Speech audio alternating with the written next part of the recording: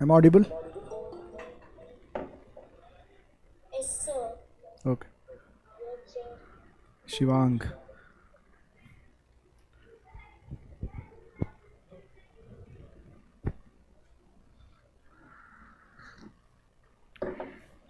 सचिन, बेटा camera off नहीं होना चाहिए आज। सुन रहा है तू मुझे? Can you hear me? Angle ठीक कर, शक्ल दिखनी चाहिए तेरी प्रॉपर। बाकी बच्चों को देख, सुकृति को देख कैसे उसने कैमरा सेट किया है। कैमरा एक जगह सेट कर, फोन पकड़ने की जरूरत नहीं है बार बार, नहीं तो महाराष्ट्र आने में मुझे ज़्यादा समय नहीं लगेगा। Properly, you need a table, you need a chair for your live classes. ऐसा नहीं कि बेड में बैठ के कहीं पर भी फ़ोन पकड़ लिया। ओके। पालतू नाम से कौन है? पालतू?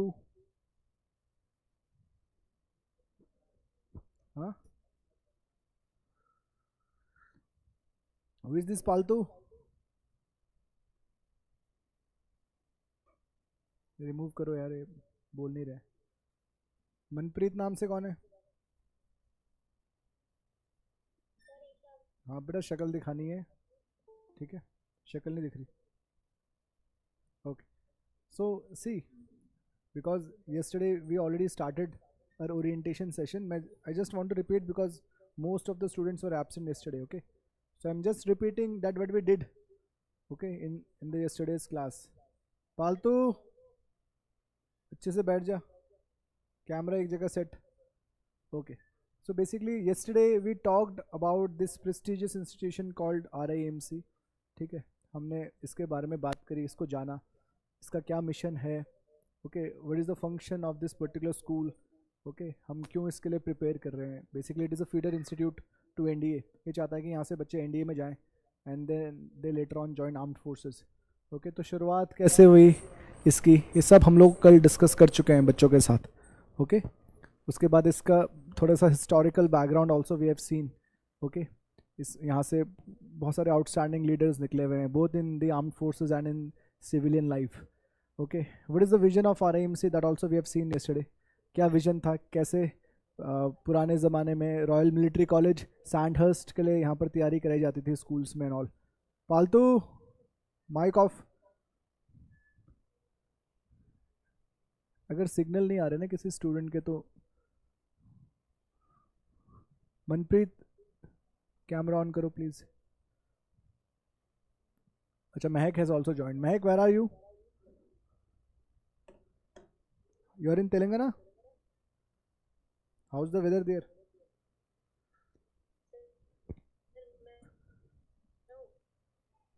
बेटा आप हो वो तो पता है मुझे कौन है, लेकिन यू आर नॉट ऑडिबल। आपकी मेरे ख्याल से सिग्नल नहीं आ रहे प्रॉपर वहाँ पर ना, तो आप हमें डिस्टर्ब भी करोगे पूरी क्लास में, और कुछ नहीं होगा। सो I was talking to Mahak. Mahak, you are in Telangana? आप, अच्छा, आपकी आवाज़ थोड़ा सा लेट आ रही है महक, थोड़ा सा be loud. Okay, so weather is fine there? ठंड है? अच्छा, okay. So basically, we talked about the vision of RAMC when it was formed. Okay, then the prime aim was to prepare the cadets for the Royal Military College in Sandhurst. Okay, अंग्रेज़ों के ज़माने में वो चाहते थे कि यहाँ से कुछ इंडियन बच्चे भी जाएं, या जो फॉरेनर्स, जो ब्रिटिशर्स ऑलरेडी यहाँ पर थे, वो भी रॉयल मिलिट्री कॉलेज के लिए, क्योंकि आपको पता है डिफेंस के लिए अगर they want to become officer, उनके लिए एक अलग माइंडसेट होना ज़रूरी है बच्चों के लिए। तो उनका एक एजुकेशन अलग होना चाहिए जिसमें extra curricular activities, physical activities, सब चीज़ों को इंक्लूड किया जाए। तो वो बेसिकली एम था या विजन था RIMC का।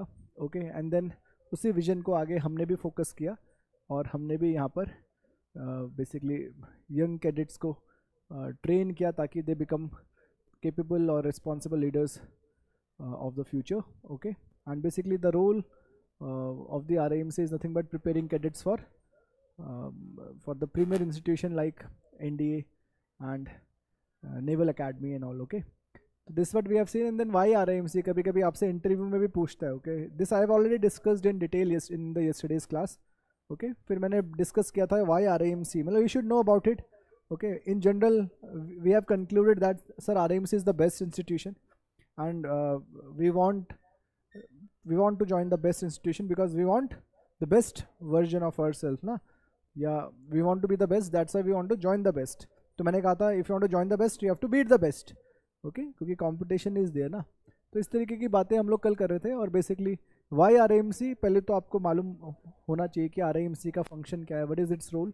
ये चाहता है कि यहाँ से बच्चे NDA ज्वाइन करें, later on IMA officers training academy, and then they become officer in the premier institution. कल कैसे बैठाया था बेटा मैंने आप लोगों को?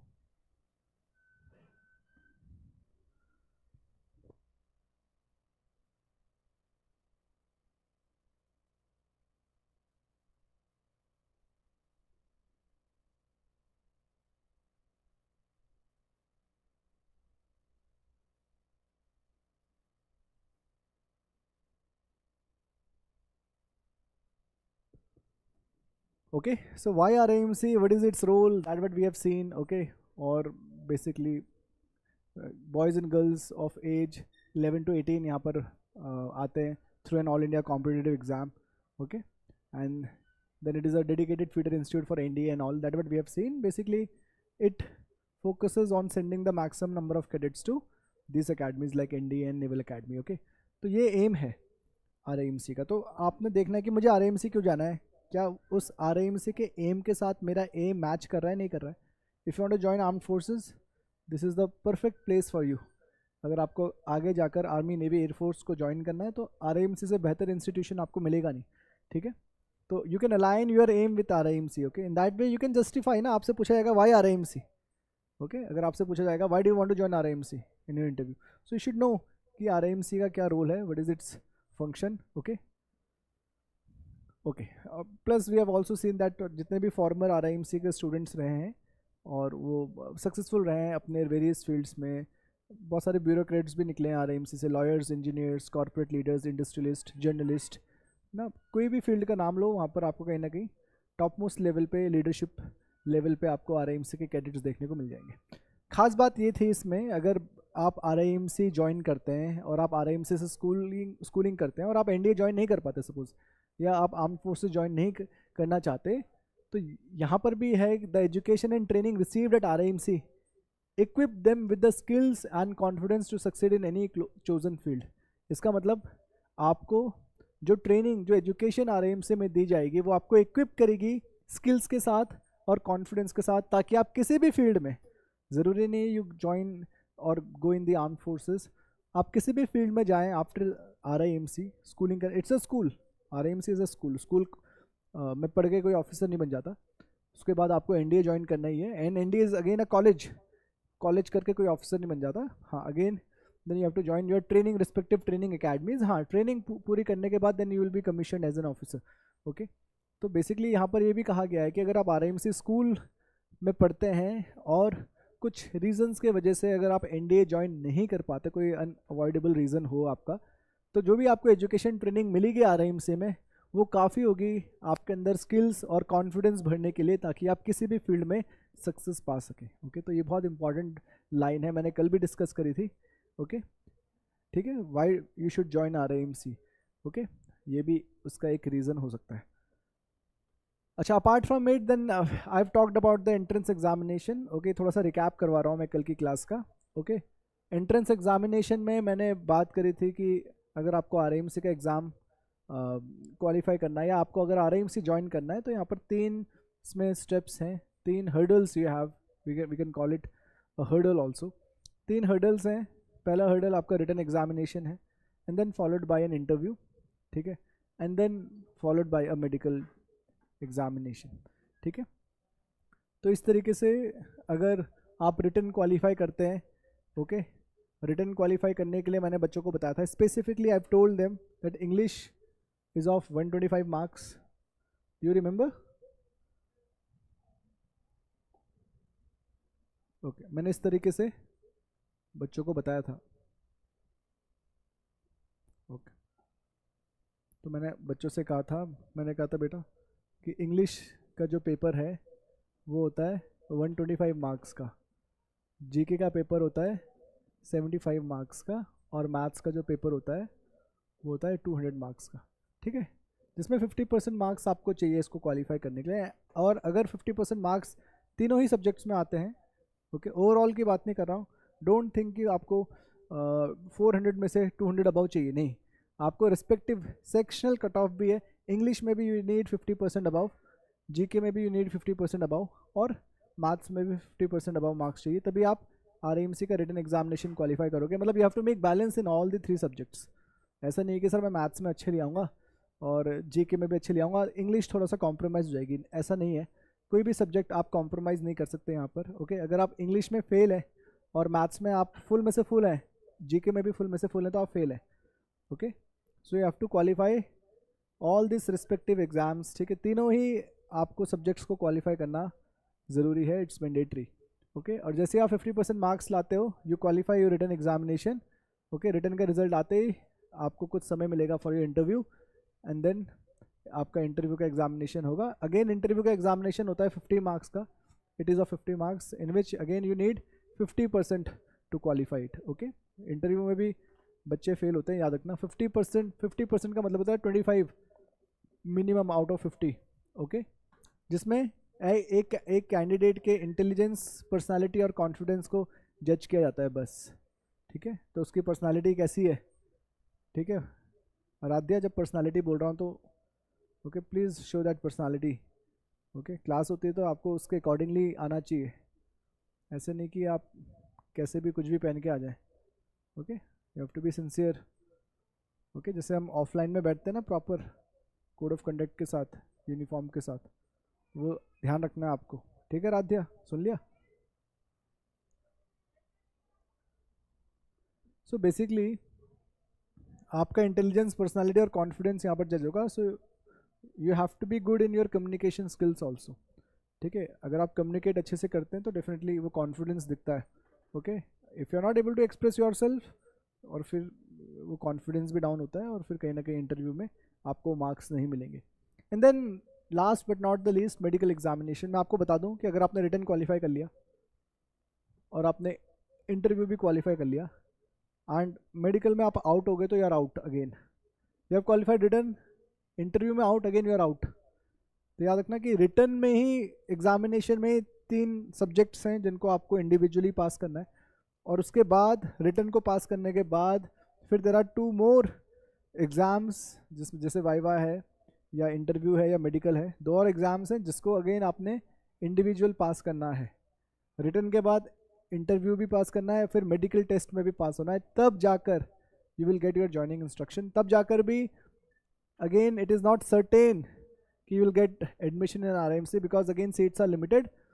ऑल इंडिया मेरिट लिस्ट आएगी, उसमें देखा जाएगा कि you are in a reserve list, you are selected and all, and until unless you get a joining letter, आप ये सोच लीजिएगा कि आपका अभी सिलेक्शन नहीं हुआ है, ठीक है।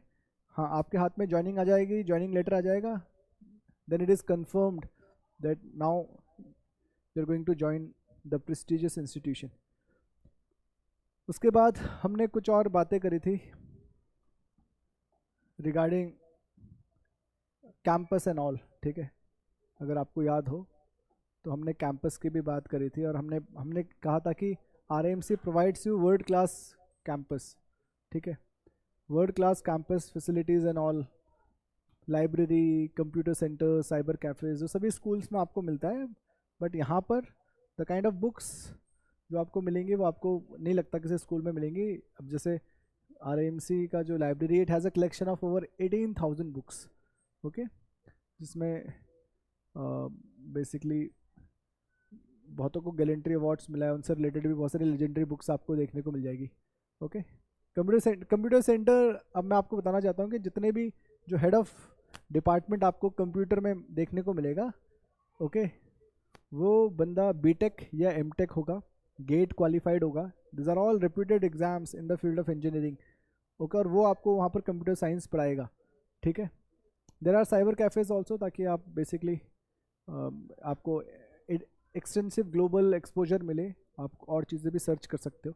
देन स्पोर्ट्स फैसिलिटी की बात करें, you have Olympic size swimming pool, squash court, horse riding, ये सारी चीज़ें, ठीक है, जो आपको और स्कूल्स में भी कभी कभी मिल जाता है।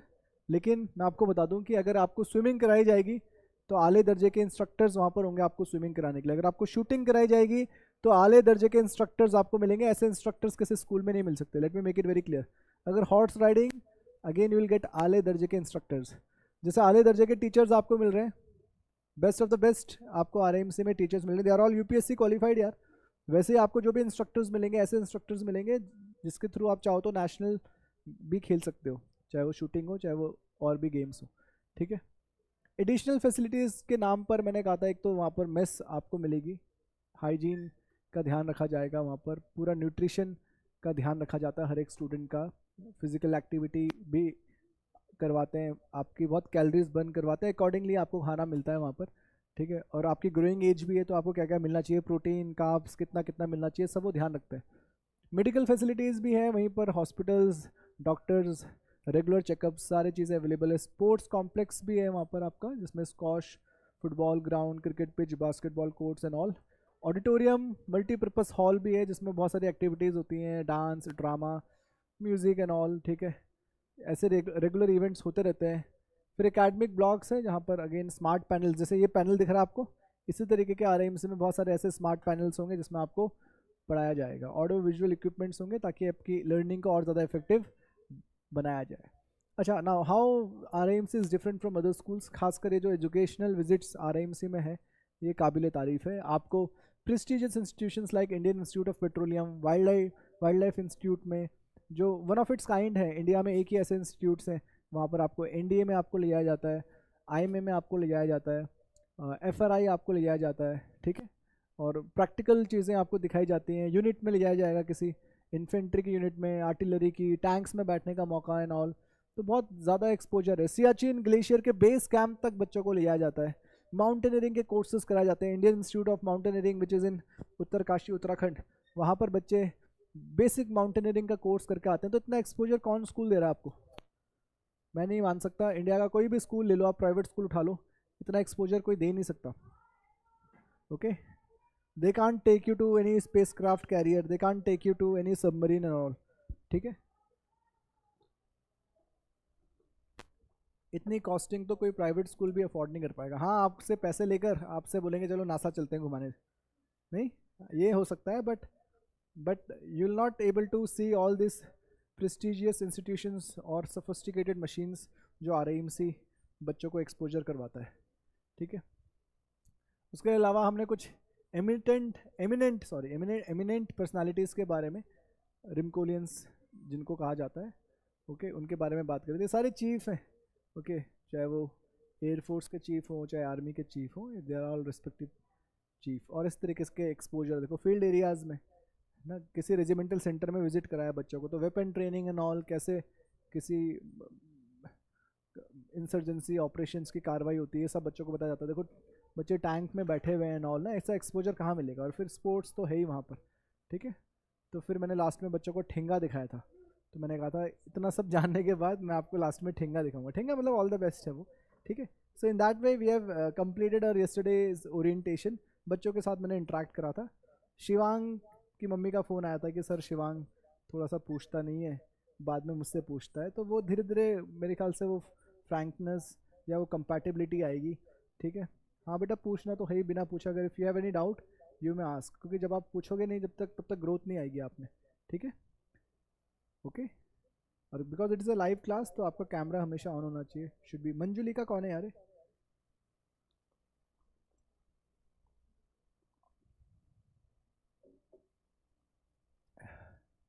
Yes, what's your name? Manjulika only?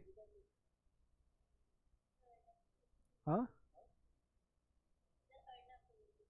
Arnav Dwivedi. अच्छा, मुझे लगा आपका नाम मंजुलिका है, थोड़ा सा डर गया था मैं। हाँ, नहीं वो तो मुझे पता ही होगा, पेरेंट्स के ही नाम रहते हैं, दैट आई नो। ओके, कोई बात नहीं, आप लोग नाम थोड़ा सा चेंज कर लीजिएगा बाद में, क्योंकि मेरे लिए ईजी रहेगा उसको मेमोराइज रखना। कहाँ से हैं आप?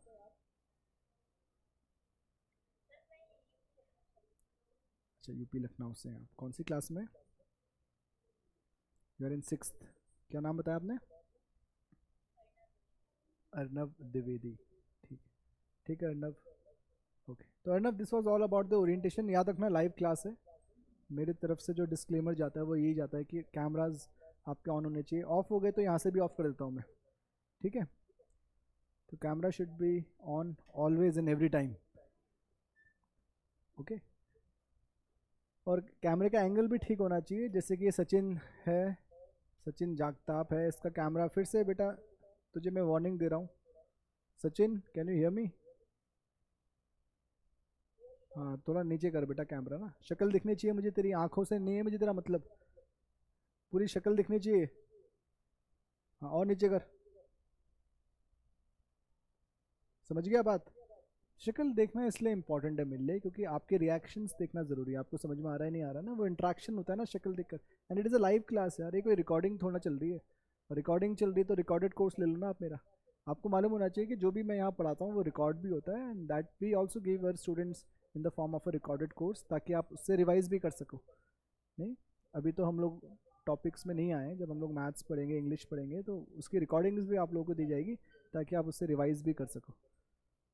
तो आप वो वाला कोर्स भी ले सकते हो, वो it's pretty cheap as compare to this live course ना। उसमें आप लेट के देखो, सो के देखो, कैसे भी देखो, उसमें कोई फ़र्क नहीं पड़ता। लेकिन अगर हम लाइव बात कर रहे हैं तो आपकी शक्ल मुझे प्रॉपरली ढंग से दिखनी चाहिए, ओके। चलिए बढ़ते हैं आगे, ये हमने कल देख लिया था। और आज मैं पहले थोड़ा सा हमारा जो डेली करिकुलम रहेगा उसके बारे में बात कर लेता हूँ, और फिर हम बात करेंगे क्वेश्चन पेपर्स के बारे में। आज मैं क्वेश्चन पेपर्स डिस्कस करूंगा आप लोगों के साथ कि कैसे कैसे एरियाज से क्वेश्चंस आते हैं, what kind of questions usually come in the RIMC exam, कैसे कैसे चीज़ें आपसे पूछी जाती हैं। एंड देन हम लोग फिर कल की क्लास में शायद से will be talking about the syllabus, okay. फिर हम एग्जॉस्टिव सिलेबस के बारे में देखेंगे कि क्या क्या सिलेबस है।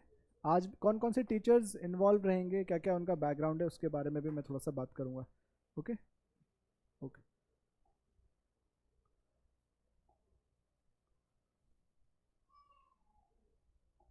एक ये डेली करिकुलम मैंने आप लोगों के लिए बनाया, and it is highly dynamic है, इट्स नॉट स्टैटिक, ये चेंज भी हो सकता है, ठीक है। इसको मैं अपने अकॉर्डिंगली चेंज कर सकता हूँ, लेकिन फिलहाल के लिए हम लोग क्या करते हैं बेसिकली, देखिए मंडे टू फ्राइडे आपकी क्लासेस रहती हैं, सैटरडे ऑफ रहता है। सैटरडे ऑफ का मतलब है कि सैटरडे आप you can also revise on Saturdays, okay. Saturdays आप रिवाइज कर सकते हैं। संडे टेस्ट रहता है आप लोगों का। तो अभी मैं सोच रहा हूँ कि मैं किस तरीके से आपकी क्लासेस लूँ, क्योंकि I will be teaching you 2 subjects English के लिए। There are 2 faculties here, okay. एक तो मैं हूँ, there is one more faculty जो वोकेबलरी वाला सेक्शन लेगी, ओके।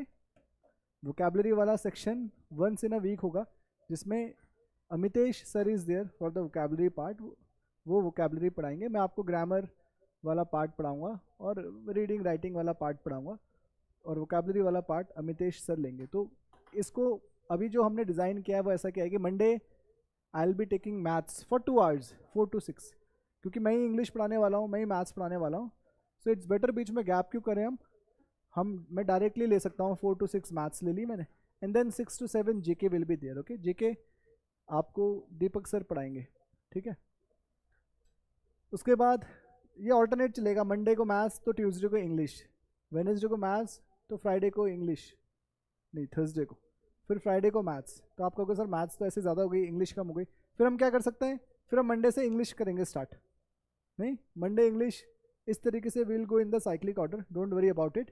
प्लस मैं ऐसा भी कर सकता हूँ कि initially 5 to 6 I can take maths, okay, sorry, 4 to 5 I can take maths, then 5 to 6 I can take English, and then 6 to 7 GK. We can also take 3 subjects in one day, and we can also take 2 subjects, ठीक है। वो हम over the period of time समझेंगे कि क्या best है हमारे लिए, ठीक है, या आप लोगों के लिए क्या बेस्ट है। मैं आप लोगों से फीडबैक लूँगा, आप लोग बोलेंगे कि सर आप ना 4 से 6 की सब्जेक्ट पढ़ाओ, वो ज़्यादा बेटर रहेगा, क्योंकि बीच में फिर गैप हो जाता है। बीच में फिर हम लोग मैथ से इंग्लिश में आते हैं तो बच्चे भी वो ब्रेक वाले मूड में आ जाते हैं, ठीक है। तो लास्ट क्लास से मैंने यही सीखा है कि ब्रेक 2 घंटे बाद आपको मिलेगा, और क्लास, क्योंकि यहाँ पर इससे पहले एक एनडी की क्लास चलती है, तो क्लास याद रखना कि अगर क्लास 4:10 से भी स्टार्ट होती है, जैसे आज हुई थी 4:10 से, तो याद रखना कि 7:10 तक चलेगी क्लास आपकी, ठीक है, ओके। वो 10 मिनट आगे कंपनसेट होगा, क्योंकि 4:10 से लूँगा तो फिर 6:10 तक आपका चलेगा, ठीक है। ये वाला सेक्शन जिसमें I am going to cover both the subjects, और फिर 6:10 to 7:10 is going to be your GK part. Okay, GK में भी दीपक सर आपको ओरिएंटेशन देंगे, वो आपको अच्छे से बताएंगे, क्योंकि जीके में भी कौन से सब्जेक्ट से स्टार्ट करना है, ज्योग्राफी, हिस्ट्री, पॉलिटी, ठीक है, प्लस फिर करंट अफेयर्स भी चलेंगे आपके. Okay, once in a week current affairs भी चलते हैं, तो वो दीपक सर लेंगे. बट एक ओवरव्यू मैंने आपको बता दिया है, आप ऐसा लिखना चाहते हो तो लिख सकते हो. अच्छा, Sunday test will be there. Okay, लेकिन टेस्ट ऐसा नहीं है कि इसी संडे से हम टेस्ट शुरू कर देंगे. टेस्ट शुरू होते हैं आपके after completion of 10% of the syllabus. तो थोड़ा सा सिलेबस हमें आपका कंप्लीट करवाना होता है, तो शुरुआती 1-2 हफ्ते या 1 महीना मान के चलो हमें समय लगता है बेसिक चीज़ें समझने का स्टार्टिंग में. तो 1 महीने तक तो टेस्ट नहीं होते, लेकिन उसके बाद फिर रेगुलर आपके हर वीक में संडेज़ को टेस्ट होते हैं. मॉर्निंग में लिए जाते हैं टेस्ट, आपके 10 बजे से होते हैं स्टार्ट, हो 10 से 1 बजे तक चलते हैं. और उसमें गूगल क्लासरूम में हम लोग एक आईडी बनाते हैं जो आपको भेजते हैं, उसमें आप लोग ज्वाइन करते हैं, और वहीं पर हम आपको पीडीएफ फॉर्मेट में टेस्ट देते हैं. और आप भी अपना टेस्ट कॉपी में करके उसकी फोटोग्राफ खींच के उसकी पीडीएफ बना के, सिंगल पीडीएफ बना के आप अपलोड करते हैं. उसको हम गूगल क्लासरूम में चेक करते हैं, वहीं पर आपके मार्क्स आते हैं. तो वहाँ से भी आपके रिकॉर्ड्स को देखा जा सकता है. ठीक है, वो पेरेंट्स भी एनालाइज कर सकते हैं और वो आप भी एनालाइज कर सकते हैं. You can see your answer sheet की कैसे उसको चेक किया गया है, किस बेसिस में आपको मार्क्स दिए गए हैं. ठीक है, तो ये हमारा एक रूटीन रहता है. संडे को टेस्ट रहता है, सैटरडे आपको एक दिन का ऑफ मिलता है. ठीक है, सैटरडे ऑफ का मतलब है कि यहाँ पर ये आपका बेस्ट डे है रिवीजन के लिए. एक दिन का रिवीजन दिया आपको, ताकि फिर संडे को टेस्ट. और जो भी आपको पढ़ाया जाएगा, तो आपको ये नहीं पूछना कि सर टेस्ट में क्या सिलेबस आएगा. अगर हमने आपको एक ही टॉपिक पढ़ाया है, तो उसी एक ही टॉपिक का टेस्ट होगा आपका संडे को. ठीक है, अगर हमने आपको 2 चैप्टर्स पढ़ा दिए हैं, तो फिर वो दोनों चैप्टर्स में से कुछ भी आ सकता है. अगर मैथ्स में 3 चैप्टर्स हो गए हैं, या मैथ्स में अगर हमारे 5 चैप्टर्स हो गए हैं, तो उन 5 चैप्टर्स में से कुछ भी आ सकता है टेस्ट में. धीरे धीरे टेस्ट की जो लेंथ है वो बढ़ेगी, नंबर ऑफ क्वेश्चंस बढ़ेंगे. ओके, स्लोली स्लोली जैसे हमारा सिलेबस पूरा होगा. Understood. So there are 3 important subjects, English, maths और जीके. उन तीनों को हम लोग कवर करेंगे. अच्छा, साथ ही साथ, हाँ, नहीं बेटा, ऑफलाइन का तो आपको पता ही है. नहीं, जो ऑफलाइन वाले स्टूडेंट्स होते हैं उनका टेस्ट सैटरडे हो जाता है, क्योंकि वो संडे अवेलेबल नहीं रहते ना, और वो ऑफलाइन टेस्ट देते हैं, तो उनका सैटरडे रहता है टेस्ट. ठीक है, और उनके साथ कुछ पर्सनालिटी के सेशंस भी होते हैं जो कि सैटरडे होते हैं. ओके, अच्छा, उसके अलावा मैं आपको थोड़ा सा टीचर्स के बारे में भी बता देता हूँ. ठीक है, टीचर्स के बारे में मैं आपको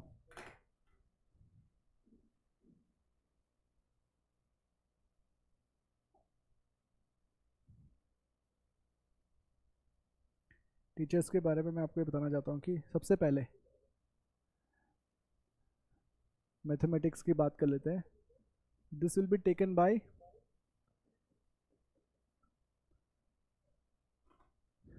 मी ओनली. ठीक है, तो मेरा ही नाम सूरज है, Suraj Arya is my full name. अगर आप मेरे क्रेडेंशियल्स जानना चाहते हो, so I have done bachelors in engineering. I am a BTech student in instrumentation and control engineering. After that I have done masters in public administration. वो मैंने ऐसी फ़न के लिए किया. हाँ, लेकिन मेरा टेक्निकल बैकग्राउंड है. आई हैव डन इंजीनियरिंग. ओके, तो मैथ्स में आपको एज सच कोई खासा प्रॉब्लम नहीं आएगी. ओके, हाँ, लेकिन you have to do a proper follow up. Doubts पूछना एंड ऑल वो आपको करना पड़ेगा. अगर आप डाउट्स पूछेंगे तो it will be easy for you. ठीक है. अच्छा, इंग्लिश की बात करें अगर हम, इंग्लिश के लिए 2 लोग हैं, मैं भी हूँ.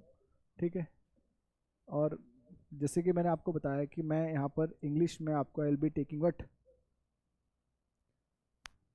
इंग्लिश के लिए अगेन सूरज सर प्लस अमितेश सर. ठीक है, अमितेश सर आपका वोकैबलरी वाला सेक्शन लेंगे. ठीक है, ओके. वोकैबलरी में का मतलब क्या है, इसमें antonym, synonym, one word substitution, phrasal verbs, बहुत लंबा चौड़ा है, और वो आता है आपके एग्जाम में. अभी मैं आपके साथ क्वेश्चन पेपर डिस्कस करूंगा, विल कम टू नो.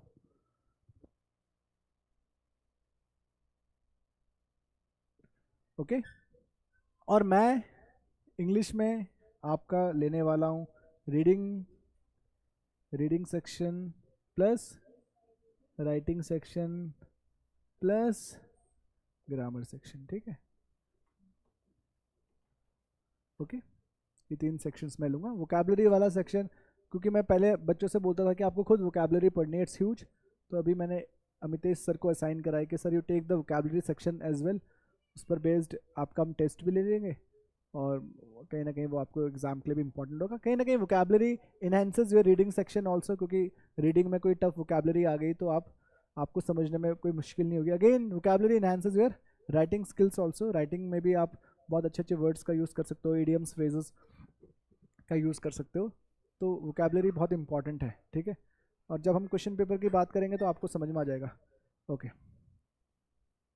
फिर तीसरा जो है आपका जीके वाला part, it's going to be taken by Deepak sir, ठीक है। वैसे तो जीके में कुछ कुछ मेरे भी बड़े फेवरेट पोर्शन है, बट मैं नहीं घुसता इसमें ना, फिर आप बोलोगे सर आप हर जगह हो हैं, आप हमें मैथ्स भी पढ़ा रहे हो, इंग्लिश भी, अब जीके में भी आप आना चाह रहे हो, ठीक है। तो I don't take GK part, Deepak sir takes care all the GK part, जिसमें स्टैटिक जीके के साथ साथ current affairs will be covered by Deepak sir. Okay, static GK plus current affairs. कभी कभी इंग्लिश के पीरियड में या मैथ्स के पीरियड में कभी कभी मैं बीच में जीके के टॉपिक्स भी पढ़ा लेता हूँ, कभी कभी जो करंट अफेयर्स में चल रहा होता है ना, यहाँ वहाँ से घुमा फिरा के मैं चीज़ें कुछ आपको कोशिश करता हूँ इम्पार्ट करने के लिए, जो भी मुझे इम्पॉर्टेंट लगता है, ठीक है। तो इस तरीके से यू हैव अराउंड 3 फैकल्टी, जिसमें मैं I am going to cover 2 subjects, maths and English. Okay, Deepak sir is going to cover your GK part, और Amitesh sir is also there, जो आपका इंग्लिश में वोकेबलरी वाला पार्ट कवर करेंगे। वो एक प्रॉपर टाइम टेबल मैं बनाऊंगा। So for one day I will assign Amitesh sir for vocabulary.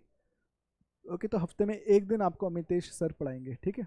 कभी एक्स्ट्रा क्लासेस संडेज को लेनी होंगी तो उस तरीके से आपको प्रायर इन्फॉर्म किया जाएगा। एनी डाउट टू एनीवन, किसी को कोई सवाल पूछना है? शिवांग, अगर आपको इनको देखना है, मुझे तो आपने देख लिया है, अगर आपने अमितेश सर को देखना है तो आप हमारे यूट्यूब चैनल में देख सकते हैं। अगर आपको दीपक सर को देखना है तो अगेन आप हमारा यूट्यूब चैनल देख सकते हैं, जो जिन बच्चों ने नहीं देखा। बाकी बच्चे they are aware of all the teachers. Any doubt to anyone?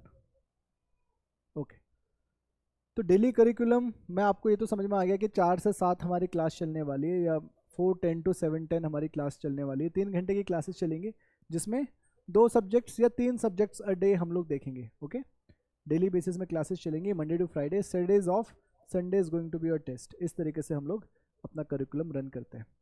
अच्छा, दूसरी बात इसमें एक चीज़ और है, मैं बच्चों से कहना चाहूँगा, जैसे कुछ बच्चे 6th के भी हैं, जैसे अर्नव, क्या नाम बताया बेटा आपने? द्विवेदी, अर्नव ओनली? हाँ, तो ऐसे ठेंगा दिखा रहा है मुझे, तो अर्नव है तो सही, but because he is in 6th class right now, I don't know कि उसके बेसिक्स कैसे हैं, ठीक है। तो वहाँ पर थोड़ा सा ध्यान रखना है। कुछ बच्चे हैं जो हो सकता है कि बेसिक्स में थोड़ा सा पुअर हो, तो बेसिकली होता क्या है कि आरएमसी की क्लास में जब मैं स्टार्ट करता हूँ, सो आई स्टार्ट टॉपिक वाइज, कि हम लोग यूनिट वाइज देखते हैं कि हमें पहले नंबर सिस्टम करना है या फिर हमें अलजेब्रा करना है। तो वो जो बेसिक्स हैं, बहुत बेसिक्स, लाइक लैंग्वेज इंटरप्रिटेशन या कुछ बेसिक कैलकुलेशंस एंड ऑल, तो वो सारी चीज़ें यहाँ कवर नहीं हो पाती। This is the only drawback of the live classes, क्योंकि इसमें we are not able to segregate student. जैसे कुछ बच्चे आप देख, जैसे आराध्या है, आप देख रहे होंगे एक बच्चा बैठा हुआ है जिसने केवी की ड्रेस पहनी हुई है। तो ये जो बच्चा है अभी लाइव में, क्योंकि कुछ दिनों के लिए ये गया है अपने घर, ओके, तो ये अभी एडवांस में नहीं है, he is in the foundation batch right now, क्योंकि we are working on his basics, ठीक है। एक आपको लड़की दिख रही होगी, महक नाम है उसका, महक अधिकारी, चश्मे पहनी हुई है। तो जब इसने स्टार्टिंग में ज्वाइन किया था तो यहाँ पर इसको हमने काफ़ी दिन फाउंडेशन में रखा फॉर बेसिक्स, ठीक है। तो हम लोग क्या करते हैं कि ऑफलाइन में वी हैव दैट स्कोप कि हम बच्चों को सेग्रीगेट करते हैं और तो उनके बेसिक्स को इम्प्रूव करने की कोशिश करते हैं। एक मनप्रीत नाम से एक और लड़की आपको मिलेगी, एकम नाम है, उसको भी हमने काफ़ी टाइम बेसिक्स में रखा था, फाउंडेशन क्लासेस में रखा था, ठीक है। फाउंडेशन में हम बेसिकली बच्चों की मैथ्स और बेसिक इंग्लिश पे फोकस करते हैं, ठीक है। लेकिन वो स्कोप आपको नहीं मिल सकता ना यहाँ पर लाइव में, ठीक है। लाइव में मैं अलग से बेसिक क्लासेस नहीं ले सकता, because we have less time, we have a limited time of 6 months. 6 months से भी अब कम समय बचा हुआ है, और इस 6 मंथ्स के पीरियड में we have to complete the syllabus as well as we have to revise it also, ठीक है।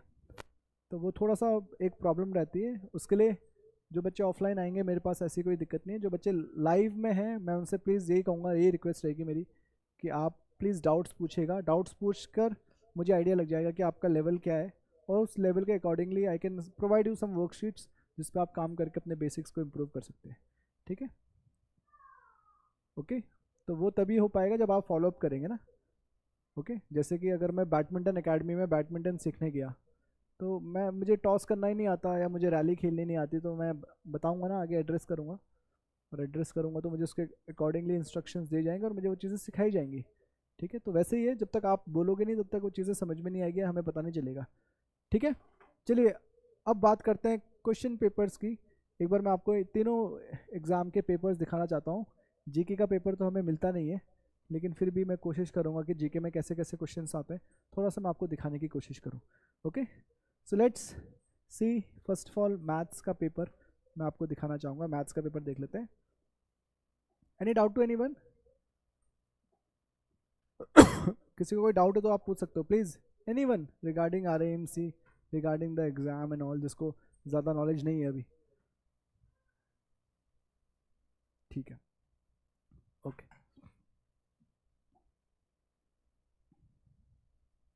तो इसमें अगर मैं आपको मैथ्स का पेपर दिखाऊं, ओके, तो इस तरीके का पेपर आता है मैथ्स का, ठीक है।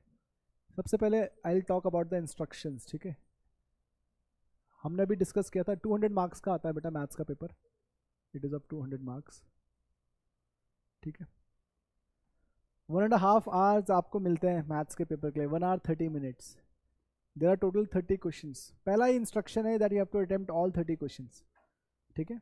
और ये सबसे इंपॉर्टेंट इंस्ट्रक्शन है, तो हम यही तैयारी करेंगे। मुझे आपको इतना परफेक्ट बनाना होगा कि आप 30 के 30 क्वेश्चंस कर पाओ, और कोई क्वेश्चन नहीं भी आता है तो कम से कम अटेम्प्ट कर पाओ। This is the most important instruction that you have to attempt all the questions. जितना ज़्यादा अटेम्प्ट करोगे उतने ज़्यादा चांसेस बढ़ते हैं आपके मार्क्स फेच करने के। क्योंकि क्या है ना, RAMC में एक चीज़ बहुत अच्छी है, that marks will be awarded step wise. तो कभी कभी अगर आपका आंसर नहीं भी आया है लेकिन आपको स्टेप्स के भी मार्क्स इसमें मिल सकते हैं। 5 नंबर का सवाल है सपोज, और आपका आंसर नहीं आया, तो माइट भी आपने स्टेप्स ठीक करें तो might be you can get 3 marks, 2 marks, 4 marks, ठीक है, according to the steps whatever you have provided for that particular question, okay। तो इस तरीके से आपको ना कुछ इंस्ट्रक्शंस मिलते हैं। मैं कुछ इंस्ट्रक्शंस भी आपके साथ डिस्कस करना चाहता हूँ, ओके। सबसे पहले मैं आपको बताना चाहता हूँ कि क्वेश्चन पेपर मिलेगा, you will get a answer sheet. आपको आंसर शीट भी मिलेगी अलग से, और उस आंसर शीट में आपने ये सारे क्वेश्चंस करने पड़ते हैं स्टेप्स के साथ। It is a subjective paper, okay. You don't get 4 options, late me make it very clear, आपको 4 ऑप्शंस नहीं मिलते।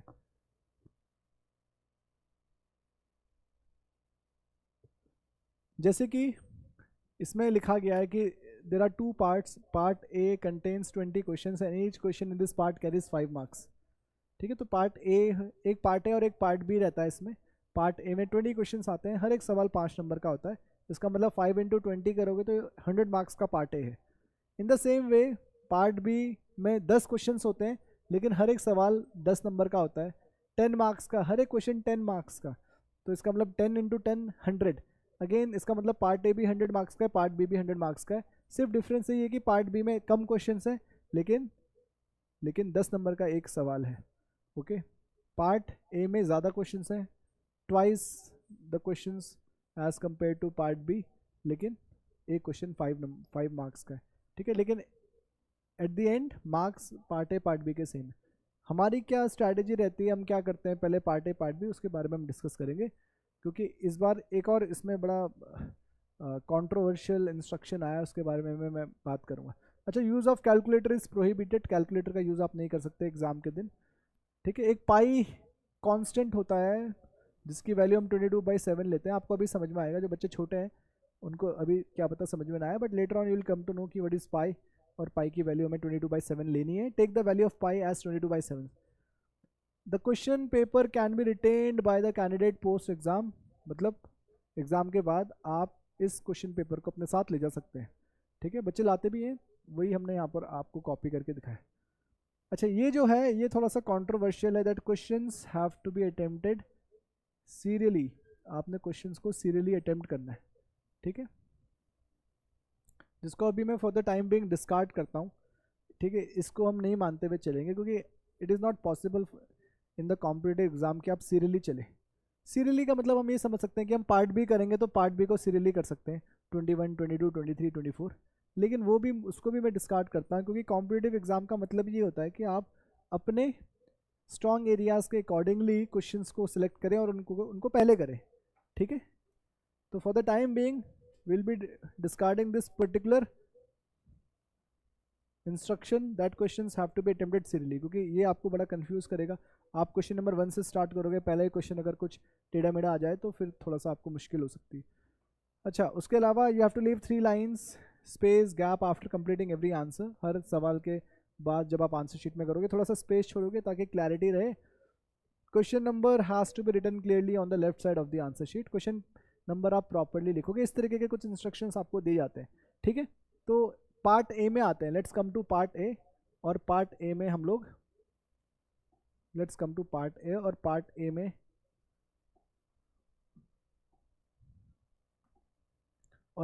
में हम लोग देखते हैं अब हमसे कैसे क्वेश्चंस पूछे जाते हैं, ठीक है। थोड़ा सा मैं आपको आइडिया देना चाह रहा हूँ। अच्छा, क्वेश्चंस यहाँ पर आपको बाइलिंगुअल दिखेंगे, इंग्लिश में भी है, हिंदी में भी है, ठीक है। ऐसा सिर्फ आपको इंग्लिश और जीके के पेपर में देखने को मिलता है ना। जीके के पेपर में भी हिंदी में आता लिखा हुआ, हाँ। तो इंग्लिश और जीके के पेपर सॉरी मैथ्स और जीके के पेपर में देखने को मिलेगा। English will be totally in English, okay. तो यहाँ पर 5-5 नंबर के सवाल है, जैसे एचसीएफ वाला सवाल है, एलसीएम एचसीएफ आपने सुना होगा। तो this is a question based on LCM and HCF. Again अगला क्वेश्चन एक डिविजिबिलिटी के रूल से रिलेटेड है, okay. Basically it's a part of LCM HCF only. 2 question आए हैं एलसीएम एचसीएफ से, इसको हम पढ़ेंगे अभी नंबर सिस्टम में। एलसीएम एचसीएफ देखेंगे, डोंट वरी अबाउट इट। एक बहुत सिंप्लीफिकेशन का सिंपल सा सवाल आया, अगेन इसमें एलसीएम लेना, कॉमन लेना एंड ऑल, उससे रिलेटेड है। Question number 4 is all about geometry. Geometry से आपको बेसिकली ये एक पॉलीगन दिया है और उस पर बेस्ड आपको कुछ एंगल्स का सम निकालना है, so it is based on geometry. Question number 5 ratio के कॉन्सेप्ट पर है, ठीक है। कमर्शियल मैथमेटिक्स में हम लोग पढ़ते हैं, so it is a part of ratio. Question number 6 में भी सिंप्लीफिकेशन है, ये अलजेब्रा में हम लोग पढ़ते हैं। सिंपल सा सवाल है, आपको प्रूव करना है कि इसकी वैल्यू इज इक्वल टू 1 है। लगता कॉम्प्लेक्स है लेकिन होता ये आसान है हमेशा की तरह, ठीक है। और एग्जाम में तो सिर्फ इतना पूछता है इसकी, और ये सॉल्व करके हमेशा 1 ही आता है ना। In most of the cases we have seen कि आंसर हमेशा 1 ही आता है। अब ऐसा नहीं है कि आपने इसको सॉल्व नहीं किया और आंसर 1 लिख दिया तो आपको मार्क्स मिलेंगे, हो सकता है आपको 0 भी मिल सकते हैं, ठीक है। क्योंकि स्टेप्स बहुत इंपॉर्टेंट है, it's a subjective paper. 5-5 number के क्वेश्चन हैं। अगला सवाल परसेंटेज से पूछा गया सवाल है, और अगेन आप यकीन नहीं करोगे कि हम जो बच्चों को वर्कशीट्स देते हैं यहाँ पर करने के लिए, मैं ये बात आराध्या से कहना चाहूँगा, आराध्या अगर तेरे पास अलजेब्रा की वर्कशीट होगी तो उसमें देखना तुझे वो क्वेश्चन मिल जाएगा सोल्यूशन वाला। हाँ, ऐसा कुछ एग्जाम्पल है, डायरेक्टली आया बेटा, देखो क्वेश्चन वहाँ से। हाँ, एक तो अलॉय वाला है और एक सोल्यूशन वाला अलग है, वो परसेंटेज वाला, ठीक है। हाँ, तो वहाँ से डायरेक्टली क्वेश्चन, जो क्वेश्चंस हम लोग बच्चों को वर्कशीट्स में देते हैं, अगर ये बात महक को भी पता होगी, महक ये वर्कशीट से ही आया बेटा क्वेश्चन, बस थोड़ी सी वैल्यूज चेंज है ना, उसी तरीके का सिंपल सवाल आया, ठीक है। अगला सवाल भी परसेंटेज से रिलेटेड है। तो परसेंटेज एक बहुत इंपॉर्टेंट टूल है हमारे आरएएम से एग्जाम के लिए, ठीक है। याद रखना, percentage is a very important tool.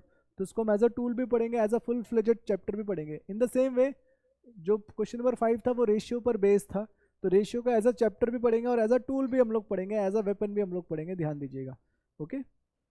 मैं क्या कह रहा हूँ ये आपको बात समझ में आ जाएगी। फिर question number 9 is related to time and work, ठीक है। एक कमर्शियल मैथमेटिक्स का एक चैप्टर है जिसका नाम है time and work. Question number 10 आपका बेसिकली नंबर सिस्टम एवरेज से है, ठीक है। एवरेज निकालना है, इट्स वेरी इजी क्वेश्चन, आपको एवरेज निकालना है, average which is a part of again commercial mathematics. Question number 11 अगर आप देखेंगे तो क्वेश्चन नंबर 11 में ये बेसिकली यूनिटरी मेथड वाला सवाल है, ठीक है। इसमें आपको simply you have to use what unitary method. थोड़ी सी कैलकुलेशन है, पाई की वैल्यू यहाँ पर आपको 3.14 दी है। आप कहोगे सर क्वेश्चन में तो लिखा हुआ था पाई आपको 22/7 देना है इंस्ट्रक्शन में। हाँ, वैसे तो 22/7 ही लोगे आप, लेकिन कहीं पर अगर अलग से मेंशन किया हो कि आप 3.14 लो तो आप 3.14 लो, क्योंकि यहाँ से आपकी कैलकुलेशन बहुत ईजी हो जाएंगी, ठीक है। तो जानबूझ के उन्होंने ये इंस्ट्रक्शन दिया है कि पाई की value, pi is a constant जिसकी वैल्यू आपको 3.14 लेनी है। It is basically an irrational number, इसकी कोई ऐसी एग्जैक्ट वैल्यू नहीं होती। 3.14 ऐसी बहुत लंबी है, ओके। तो याद रखना कि 3.14 we take the approximate value of pi, ताकि हमारी कैलकुलेशंस ईजी हो सके, ठीक है। तो ये कैलकुलेशन ईजी करने के लिए ये क्वेश्चन दिया है बेस्ड ऑन यूनिटरी मेथड। तो यूनिटरी मेथड भी इतना इंपॉर्टेंट है कि उसको भी एज अ टूल पढ़ेंगे। तो 3 चीज़ें हैं जिसको हम एज अ टूल यहाँ पर पढ़ने वाले हैं। पहले शुरुआत करूँगा तो मैं टूल का मतलब है वेपन्स, कुछ हथियार दूंगा मैं आपको। जिस मिशन में हम जा रहे हैं, जो हमारा आरएमसी का मिशन है, उसमें आपको बेहतरीन वेपन्स तो मिलेंगे मिलेंगे, लेकिन शुरुआत के वक्त में मैं आपको कुछ बेसिक वेपन्स दूंगा। एक पिस्टल दे दूंगा, नहीं एक कमांडो डैगर दे दूंगा, ठीक है, ताकि कुछ दुश्मन आए छोटे मोटे तो आप उनको हैंडल कर सको। छोटे मोटे दुश्मन आएंगे तो उनको आप पिस्टल से या डैगर से, ठीक है, या एक बैटन दे सकता हूँ मैं आपको। इस तरीके के बेसिक टूल्स दूंगा, लेकिन ये जो बेसिक टूल्स होंगे याद रखना ये बाद में भी काम आएंगे आपके।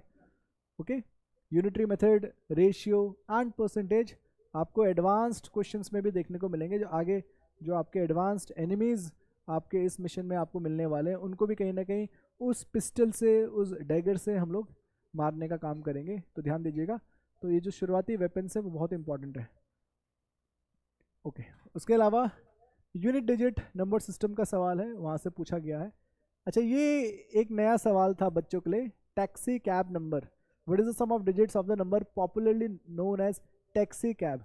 तो हमेशा आरएमसी क्या करता है, कुछ ना कुछ अतरंगी या नई चीज़ें बच्चों को देता है।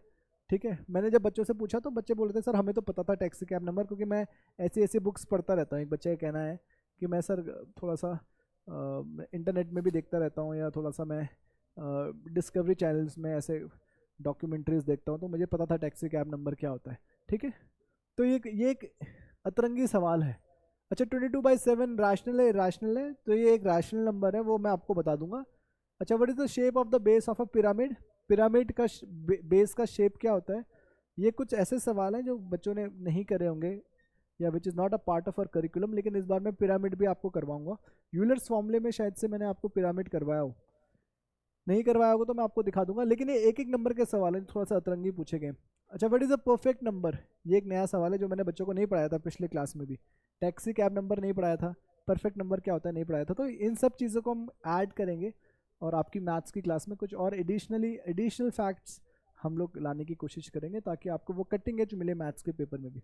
उसके अलावा LCM of first and natural number is an easy question. ठीक है, अच्छा, उसके बाद देखो ये सिंप्लीफिकेशन वाला सवाल है। बेसिकली एक क्वाड्रेटिक इक्वेशन एलजेब्रा वाले टॉपिक से पूछा गया है। Algebra is again very important, बहुत बच्चों की एलजेब्रा वीक होती है, याद रखना एलजेब्रा में ही हमें काम करना है।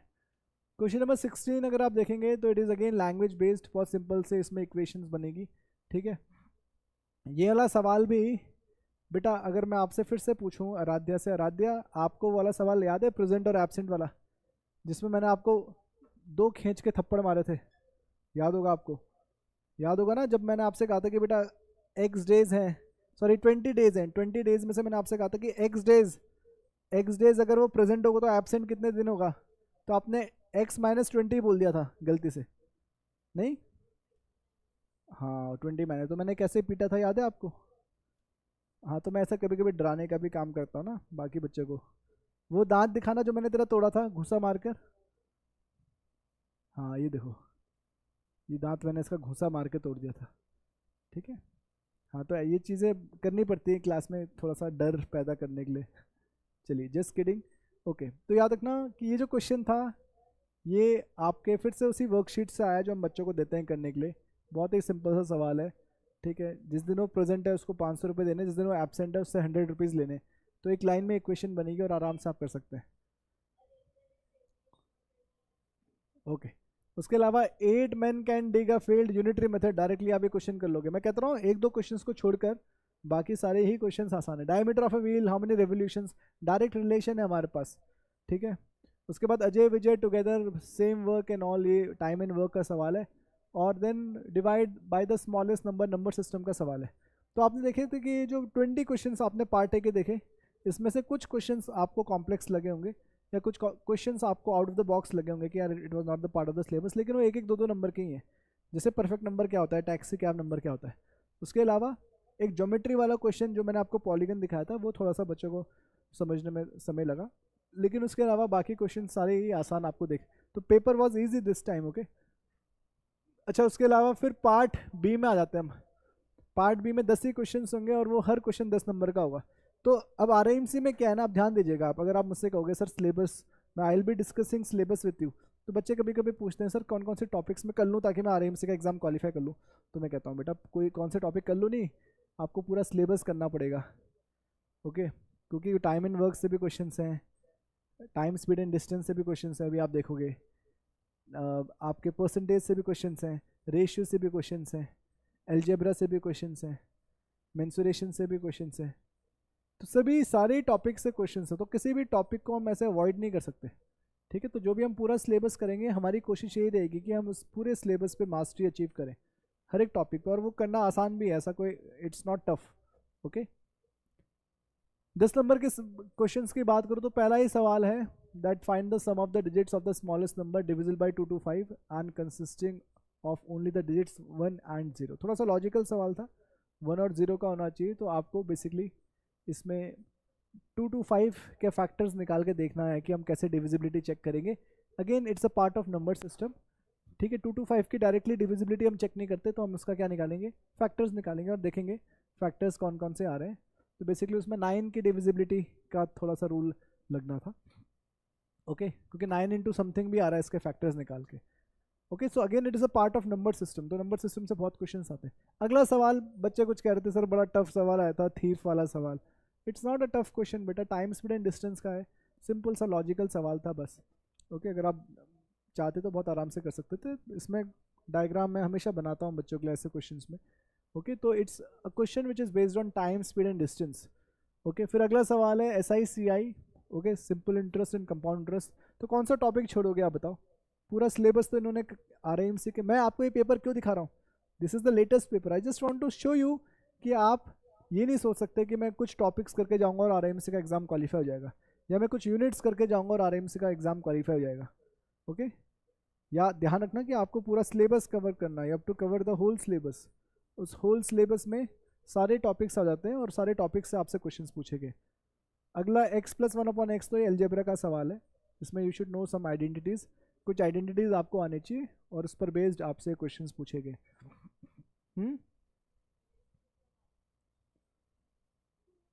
हाँ ठीक है, इसमें से थोड़ा सा कॉम्प्लेक्स ये था बच्चों के लिए x⁻50 वाला, तो जो मैंने बताया बच्चों को कि कैसे।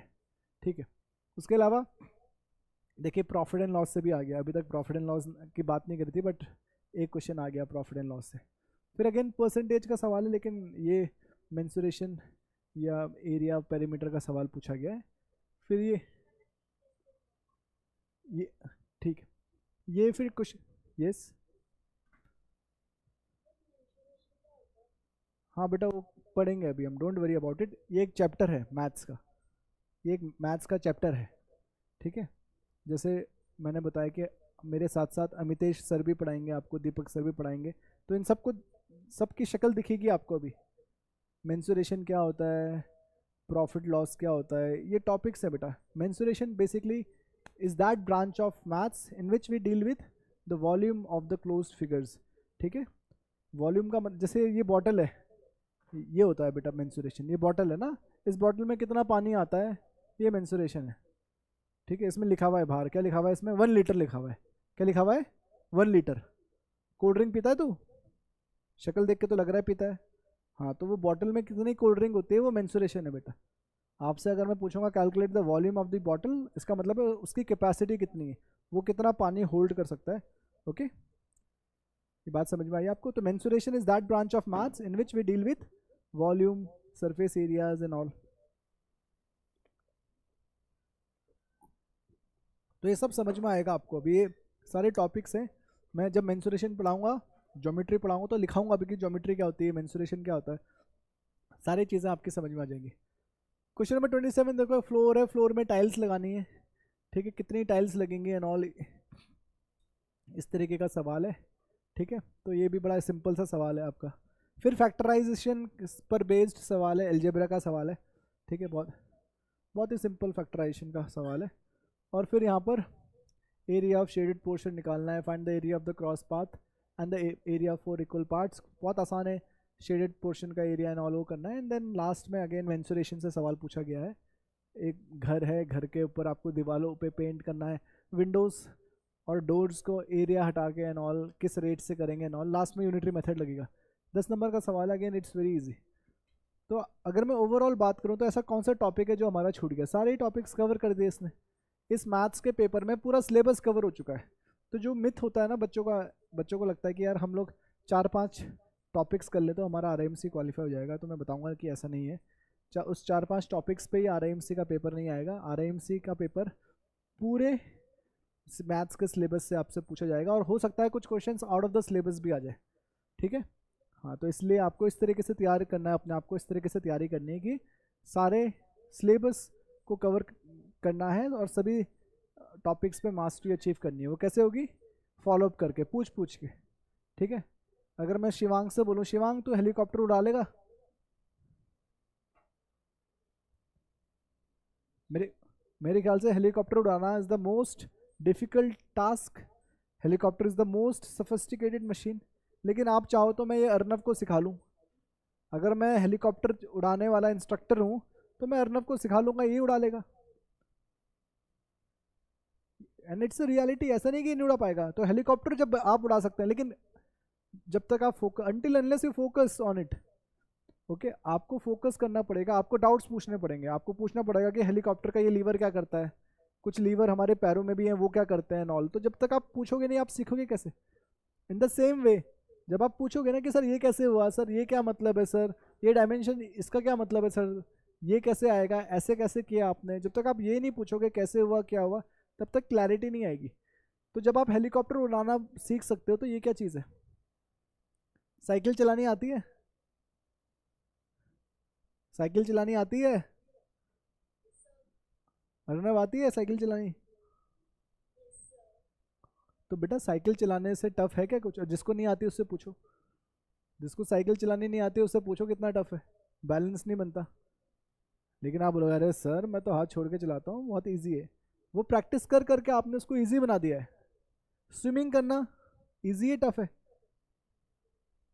बहुत टफ है, बहुत टफ है। ईजी वो ईजी वो कह रहा है जिसको आती है, मुझे नहीं आती, मेरे लिए बहुत टफ है।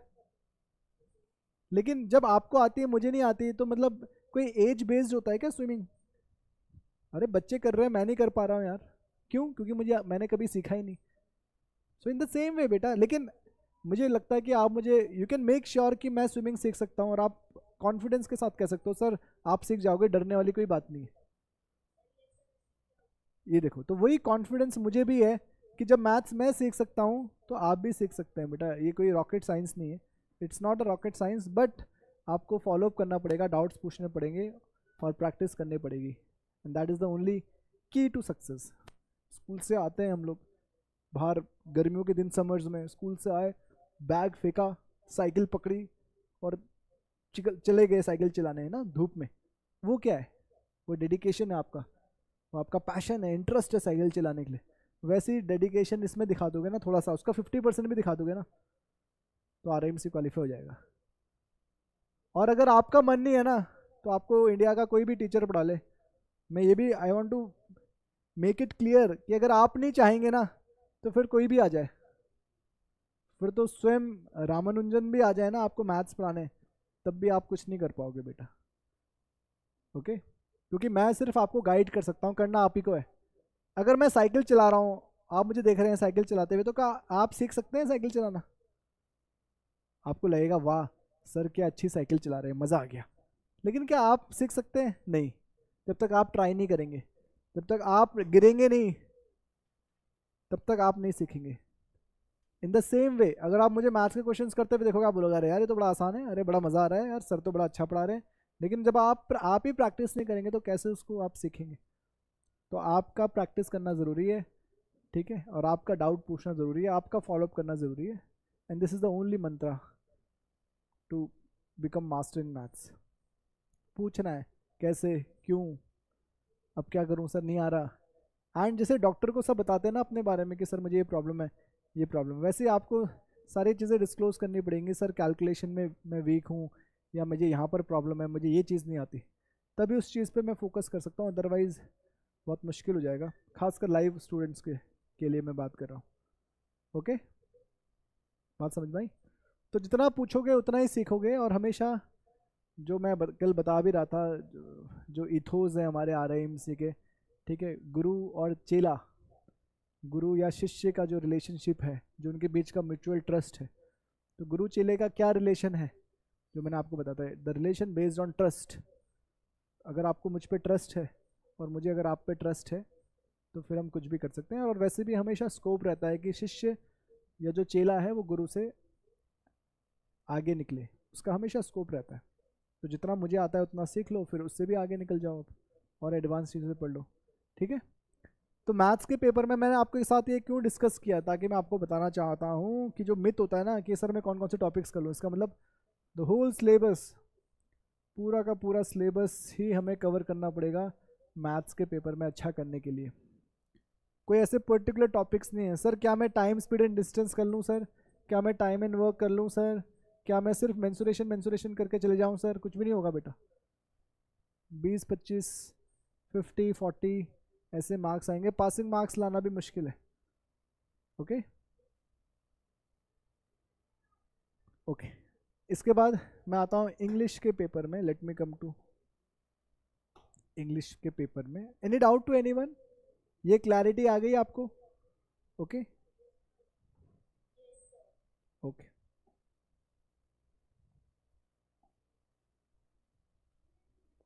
इंग्लिश का पेपर डिस्कस कर लेते हैं आप लोगों के साथ।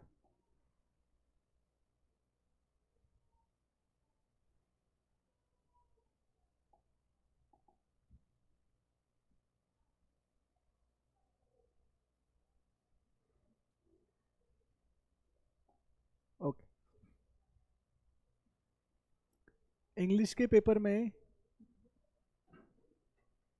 भी कुछ इंस्ट्रक्शंस आपको देखने को मिलेंगे। सबसे पहले मैं आपको बताना चाहता हूँ कि इंग्लिश का पेपर 125 मार्क्स का होता है, वो तो आपको बताइए।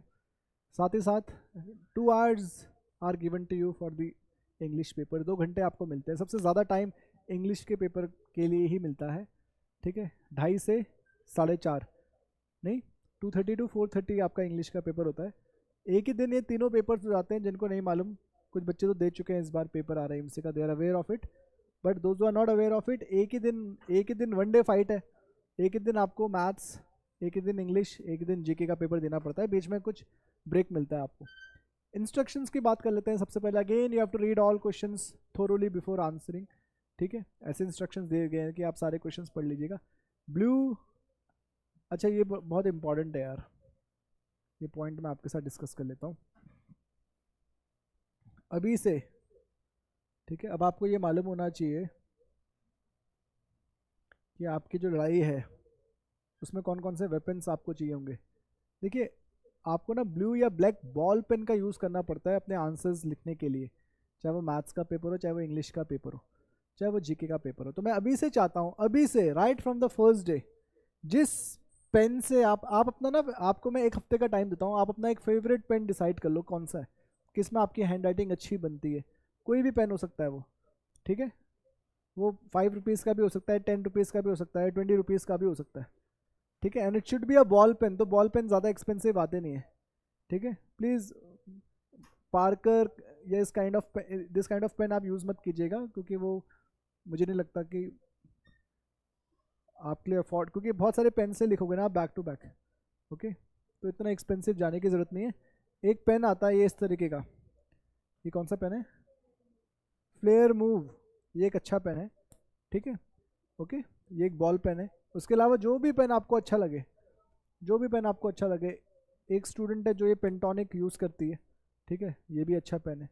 एक स्टूडेंट है जो, कौन सा पेन है, पेंटोनिक, कौन सा पेन है, फ्लेयर का है। तो ये सारे पेन्स बहुत अच्छे हैं। आप एक अपना पेन डिसाइड कर लो। मैं आपको एक पूरे हफ्ते का टाइम देता हूँ, ठीक है। प्लीज़ बेटा माइक ऑफ कर देना पालतू।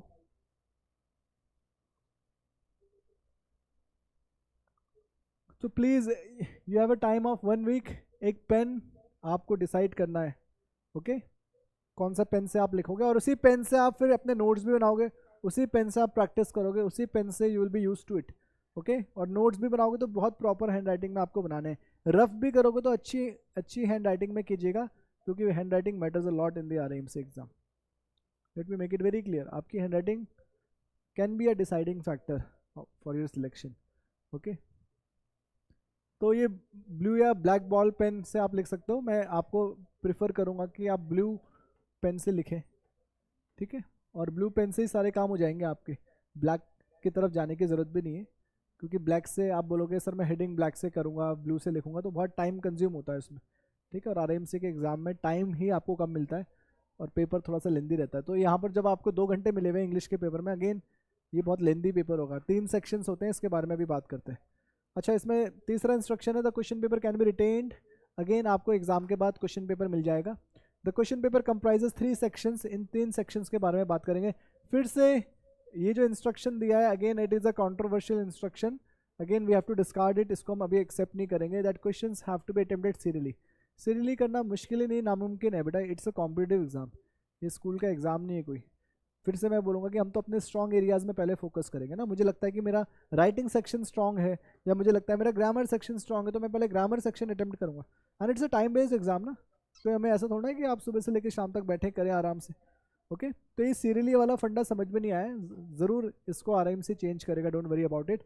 लीव 3 लाइन्स, ठीक है, समझ में आता है हमें। Question number has to be written, ठीक है, समझ में आता है हमें। Do not indicate write convey your name, हाँ याद रखना कि मैंने पिछले बार भी बच्चों को बताया था, लेटर राइटिंग में या आर्टिकल राइटिंग में बच्चे बोलते हैं सर हम अपना नाम लिख सकते हैं। मैं फिर से उनसे कहना चाहूँगा, साफ साफ लिखाया हुआ है, don't indicate write convey your name in any identification mark anywhere on the answer sheet except the index slip, this will lead to disqualification, ठीक है। अगर आप अपना नाम डिस्क्लोज करते हैं तो आपका डिस्क्वालिफिकेशन भी हो सकता है, इस बात को ध्यान में रखना। तो अपना नाम नहीं लिखना होता है, चाहे वो लेटर राइटिंग हो या कुछ भी हो, किसी का भी नाम, अपने फ्रेंड का नाम लिख सकते हैं। अच्छा, सो देयर आर 3 सेक्शंस, कौन कौन से, वो 3 सेक्शंस हैं। जैसे मैंने कहा कि I am going to take your reading section, writing section and grammar section. तो इस ग्रामर सेक्शन में ही आपसे वोकैबुलरी पूछी जाती है, okay. So there are 3 sections, जिसमें आप देखोगे कि reading section is of 35 marks. पहले रीडिंग सेक्शन 20 या 25 नंबर का आता था, अब इस बार 35 मार्क्स का कर दिया है, पिछले बार भी 35 का आया था। तो अब क्योंकि 2 पोएम्स आती हैं, एक ऑब्जेक्टिव आती है और एक सब्जेक्टिव आती है, तो इस तरीके से 35 मार्क्स का कंट्रीब्यूशन हो गया है रीडिंग सेक्शन का। राइटिंग सेक्शन, ग्रामर सेक्शन, दोनों सेम मार्क्स के रहते हैं, ऊपर नीचे थोड़ा सा हो सकता है, 50-40 भी हो सकता है, ठीक है। तो 45-45 मार्क्स का राइटिंग सेक्शन और ग्रामर सेक्शन। तो आप समझ रहे हो कि English is not a cup of tea, मतलब it's not an easy task for you to do, because see you should also know the grammar part and then only you can implement it in your writing section, okay। Plus vocabulary भी आपको आनी चाहिए, तभी आप reading section में better कर सकते हो, ओके। तो याद रखना कि ये चीज़ करने के लिए again you need a lot of practice, okay. Writing section improve करने के लिए बहुत प्रैक्टिस चाहिए होती है, ओके। तो आप अपना राइटिंग सेक्शन कैसे करेंगे, क्या करेंगे, वो मैं आपको एक्सप्लेन करूँगा, और कैसे आप मुझे लिख कर देंगे ताकि हम उसको डेवलप कर सकें धीरे धीरे ना आपका राइटिंग सेक्शन। तो सबसे पहले मैं सेक्शन ए की बात करता हूँ। देखो, सबसे पहले you will be given a passage, एक पैसेज आपको दिया है, ठीक है। और इस पैसेज को पढ़ने के बाद, समझने के बाद, कैसे समझ में आएगा आपको ये पैसेज, पढ़ोगे और कैसे समझ में आएगा आपको ये पैसेज, अगेन एक ये स्किल होता है, ठीक है। जब आप धीरे धीरे पढ़ना शुरू करोगे, ऐसा नहीं कि उसके लिए मैं बच्चों से बोलता हूँ कि आप प्लीज़ नॉवेल्स पढ़ सकते हो या आप कोई और बुक्स पढ़ सकते हो। इसमें क्या है ना, कुछ टफ वोकैबुलरी आ सकती है, जैसे बीच में आ गया कहीं पर कन्फाइड आ गया। अब आपको कन्फाइड का मतलब ही नहीं पता, तो आपको पैसेज समझ में नहीं आएगा फिर अच्छे से। कहीं पर कन्फेस आ गया, कन्फेस का मतलब नहीं पता आपको बच्चों को, तो कैसे करेंगे, कैसे समझेंगे। कहीं पर प्रोक्लेम आ गया, प्रोक्लेम का मतलब नहीं पता, तो बच्चे कैसे समझेंगे, ठीक है। तो ये सारी वोकैबुलरी तो है, ओके।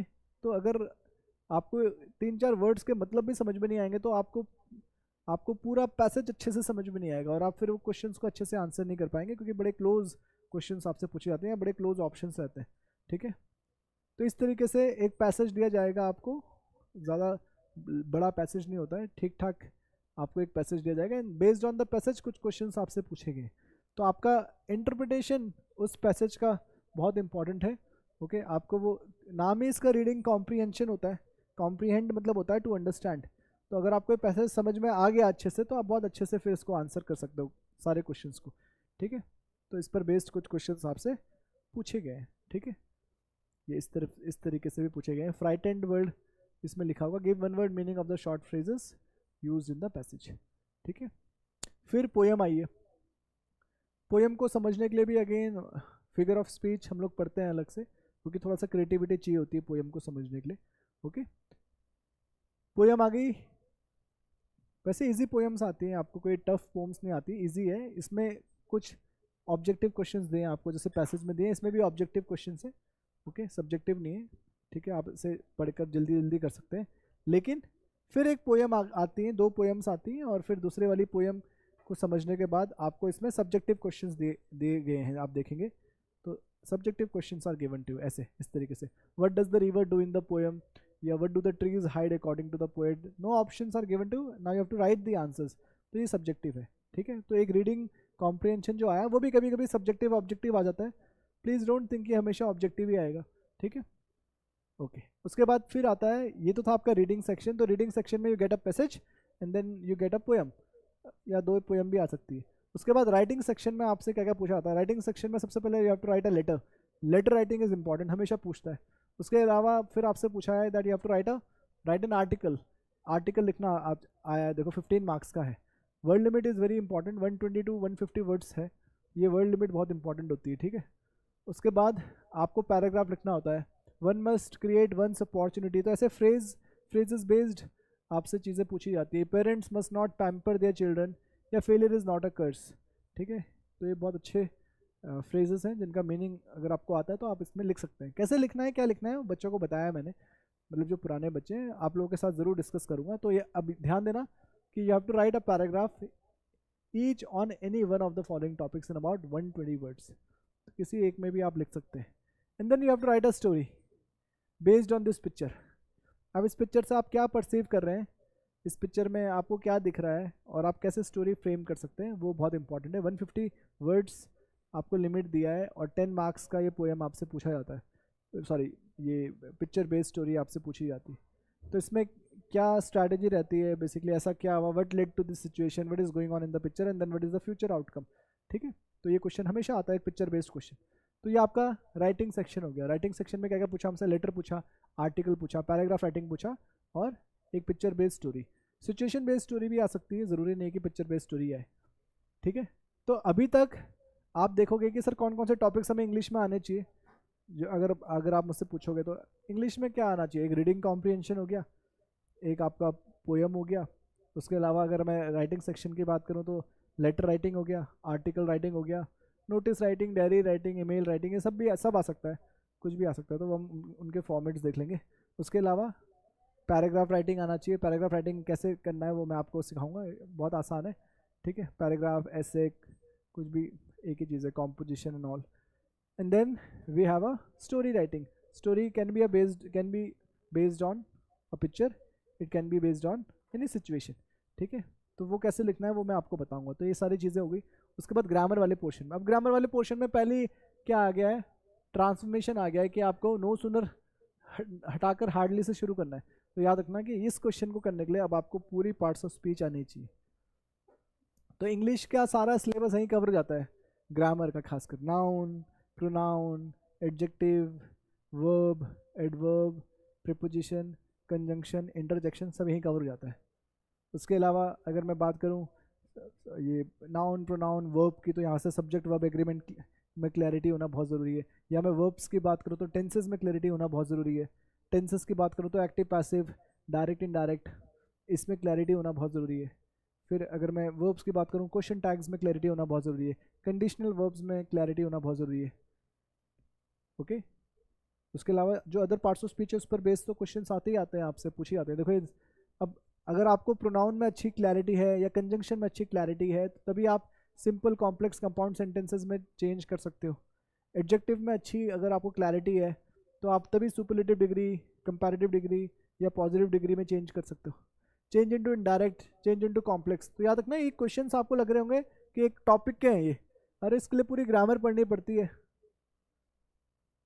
ओके। तो इंग्लिश में सर अगर हम नाउन प्रोनाउन पढ़ ले तो हो जाएगा, अरे नहीं भाई, आपको नाउन प्रोनाउन फॉर्मेलिटी के लिए नहीं पढ़ना, बचपन से पढ़ते आ रहे हो आप। नाउन प्रोनाउन क्या होता है, नाउन प्रोनाउन क्या होता है वो तो पढ़ना ही पढ़ना है, क्लैरिटी उसमें तो होनी चाहिए, प्लस उसका फंक्शन क्या है, उसको हम कैसे इंप्लीमेंट करेंगे एग्जाम में, वो भी देखना बहुत ज़रूरी है। तो देखो क्वेश्चंस कैसा है, आपको कंबाइन विदाउट यूजिंग एंड और बट आपको कंबाइन करना है, मतलब आपको कंजंक्शन यूज़ करना है। कंजंक्शन का तो काम होता है सेंटेंसेस को जोड़ना। चेंज इनटू अफर्मेटिव, अफर्मेटिव का मतलब होता है पॉजिटिव सेंटेंस में चेंज करना है। चेंज इनटू इनडायरेक्ट, तो डायरेक्ट इनडायरेक्ट भी पढ़ेंगे हम, रिपोर्टेड स्पीच बोलते हैं उसे। Combine to form a complex sentence. तो आपको मालूम होना चाहिए कॉम्प्लेक्स सेंटेंस कैसे बनता है, कौन कौन से कंजंक्शंस उसमें आते हैं।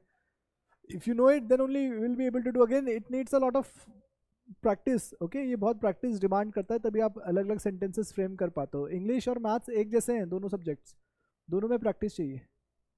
ओके, एक बाइक है तो दूसरी कार है। आप बाइक और कार तभी सीखेंगे चलाना, ऐसा नहीं कि बाइक चलाने आगे तो कार भी आ जाएगी, नहीं, दोनों में ही प्रैक्टिस चाहिए। तो जो इंसान बाइक भी चला सकता है, कार भी चला सकता है, या हेलीकॉप्टर भी उड़ा सकता है, तो इसका मतलब एक आदमी मल्टीपल काम कर सकता है। वो मैथ्स में भी मास्टरी अचीव कर सकता है, इंग्लिश में भी कर सकता है, और जीके में भी कर सकता है इन द सेम वे। ठीक है, change it into passive, active passive भी आपसे पूछता है, नेगेटिव, डायरेक्ट। ओके, उसके बाद आपको क्या दिया है, the following passage has been edited, there is an error in each line. अब आपको वो एरर आइडेंटिफाई करना है। Error can be based on verbs, error can be based on any spellings, error can be based on adjective, errors can be based on pronoun, it can be based on noun। देखो errors का मतलब है पूरी parts of speech cover। errors can be based on conjunctions, errors can be based on interjections। किसी भी तरीके से आपसे errors पूछे जा सकते हैं, articles based and all। ठीक है, rearrange the words and all। Again rearrange भी आप तभी कर पाओगे जब आपका पार्ट्स ऑफ स्पीच क्लियर होगा, तब आपको समझ में आएगा कि नाउन के साथ एडजेक्टिव आता है, एडवर्ब आता है, या वर्ब के साथ एडवर्ब आता है, या एडजेक्टिव आता है, तो किसकी पोजीशन कहाँ पर होनी चाहिए, प्रोनाउन पहले आता है, नाउन पहले आता है।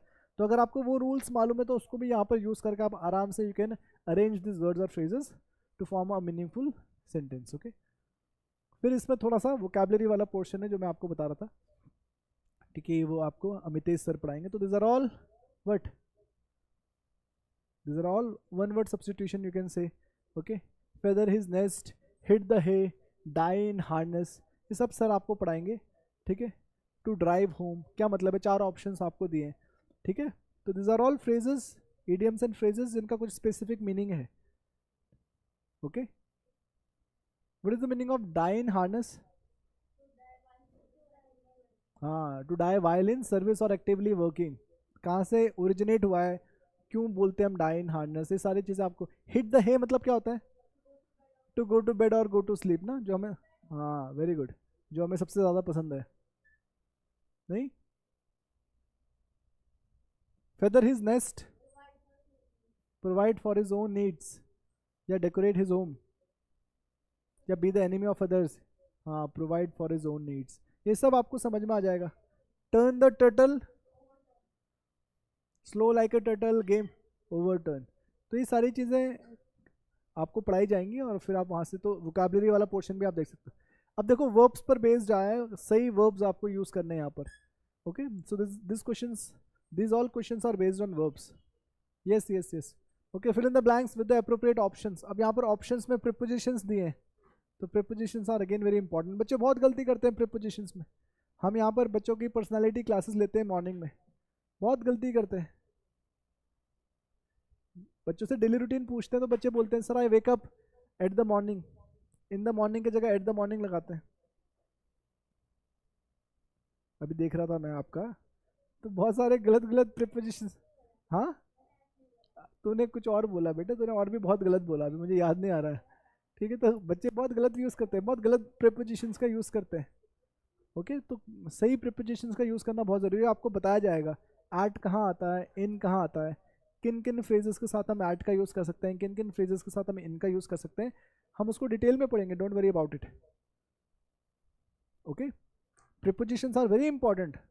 बच्चों को ये भी नहीं मालूम होता प्रीपोजिशन होते क्या है। बच्चों को लगता है सर प्रीपोजिशन का मतलब होता है जो पोजिशन बताता है, नहीं, प्रीपोजिशन देखेंगे अभी क्या होता है।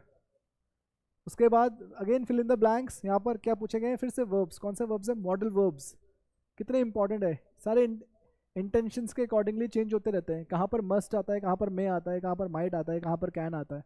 ठीक है, बड़ा कन्फ्यूजन होता है बच्चों को इसमें। And then last but not the least, change the voice पूछा गया आपसे, एक्टिव पैसिव। तो अगेन आपसे यही पूछना चाहूँगा, अगर मैं आपसे बोलूँगा कि कौन सा टॉपिक इंपॉर्टेंट है, कौन सा है, नाउन इंपॉर्टेंट है, प्रोनाउन इंपॉर्टेंट है, बेटा आपस में कनेक्टिविटी है, logical connectivity. Parts of speech का मतलब ही है कि अगर आप एक स्पीच को तोड़ोगे, उसके पार्ट्स करोगे, तो नाउन निकल के आएगा, प्रोनाउन निकल के आएगा, एडजेक्टिव निकल के आएगा, एडवर्ब निकल के आएगा, वर्ब निकल के आएगा। ओके, जैसे अगर आप हम ह्यूमन बॉडी को पढ़ते हैं, तो जब ह्यूमन बॉडी को हम लोग डाइसेक्ट करते हैं, एनाटमी देखते हैं तो ब्रेन निकल के आता है, तो ब्रेन के बारे में स्टडी निकल करते हैं। ऑर्गन्स में हार्ट निकल के आएगा, तो एक हार्ट का अलग डॉक्टर है, हड्डियाँ होंगी, हड्डियों का अलग डॉक्टर है, स्किन स्किन का अलग डॉक्टर है। वैसे ही पार्ट्स उस पर सबका अपना अपना फंक्शन ना। किसी इंसान को जानना है, अगर एक ह्यूमन एनाटमी जाननी है तो हमें मालूम होना चाहिए कि how heart is related to lungs, heart और लंग का क्या रिलेशन है। हाँ, आर्टरीज और वेन्स बस। हाँ तो हाँ ठीक है, तो ऑक्सीजनेटेड ब्लड कहाँ से आता है? लंग्स के थ्रू ही आता है हार्ट में, फिर हार्ट से पंप। तो कैसे रिलेशन है? ब्रेन का क्या रिलेशन है हार्ट से? किडनी का क्या रिलेशन है? ओके तो आपस में सारी ऑर्गन्स जैसे इंटरलिंक्ड है, इन द सेम वे सारी पार्ट्स ऑफ स्पीच का जानना इंपॉर्टेंट है। तभी आप एक सेंटेंस फ्रेम कर पाओगे अच्छे से, तभी आप अपना कम्युनिकेशन अच्छा कर पाओगे, तभी आप अपने रीडिंग स्किल्स अच्छा कर पाओगे। तो अगेन ये सब देखने के बाद 3 सेक्शंस हमने देखे कि हमसे एक पूछता है रीडिंग सेक्शन, एक हमसे पूछता है राइटिंग सेक्शन, और एक हमसे पूछता है ग्रामर सेक्शन। ठीक है, और इस सभी के लिए हमें पूरा का पूरा इंग्लिश ग्रामर पढ़नी पड़ती है, मतलब पूरा का पूरा पार्ट्स ऑफ स्पीच पढ़नी पड़ेगी। तो ऐसा नहीं है, फिर से वो मिथ नहीं होना चाहिए कि सर मैं ये टॉपिक्स कर लूँगा तो हो जाएगा क्या मेरा RMC क्वालिफाई।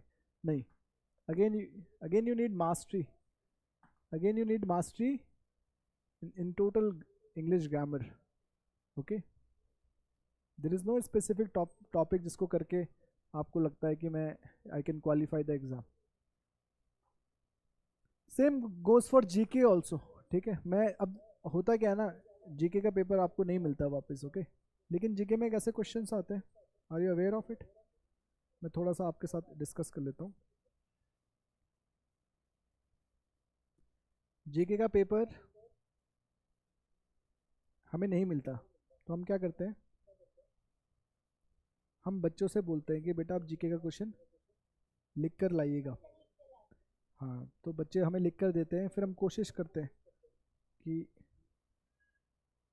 उसको कहीं ना कहीं हम बच्चों को एक सोल्यूशन बनाकर बच्चों को दे सकें। तो इस बार भी काफ़ी क्वेश्चंस बच्चों ने लिखे, काफ़ी हेल्प हमारी करी बच्चों ने। तो अराउंड 60 क्वेश्चंस तो सर को मिल ही गए थे, 10-15 क्वेश्चंस वर मिसिंग, लेकिन बच्चों को एक जिस्ट मिल गया था, और विद प्रॉपर ऑप्शंस। कुछ बच्चों ने तो इस बार बहुत अच्छा किया, क्वेश्चंस लिख कर लाए हमें दिए, उनमें से Aaradhya was one of them ना। ओके,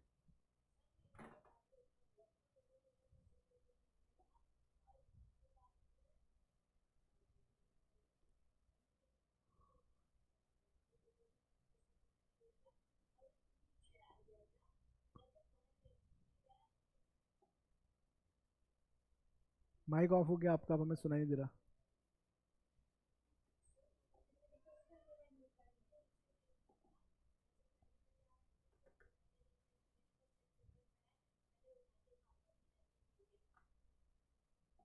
ओके, तो ये कुछ क्वेश्चंस हैं जो हम लोग लिख पाए।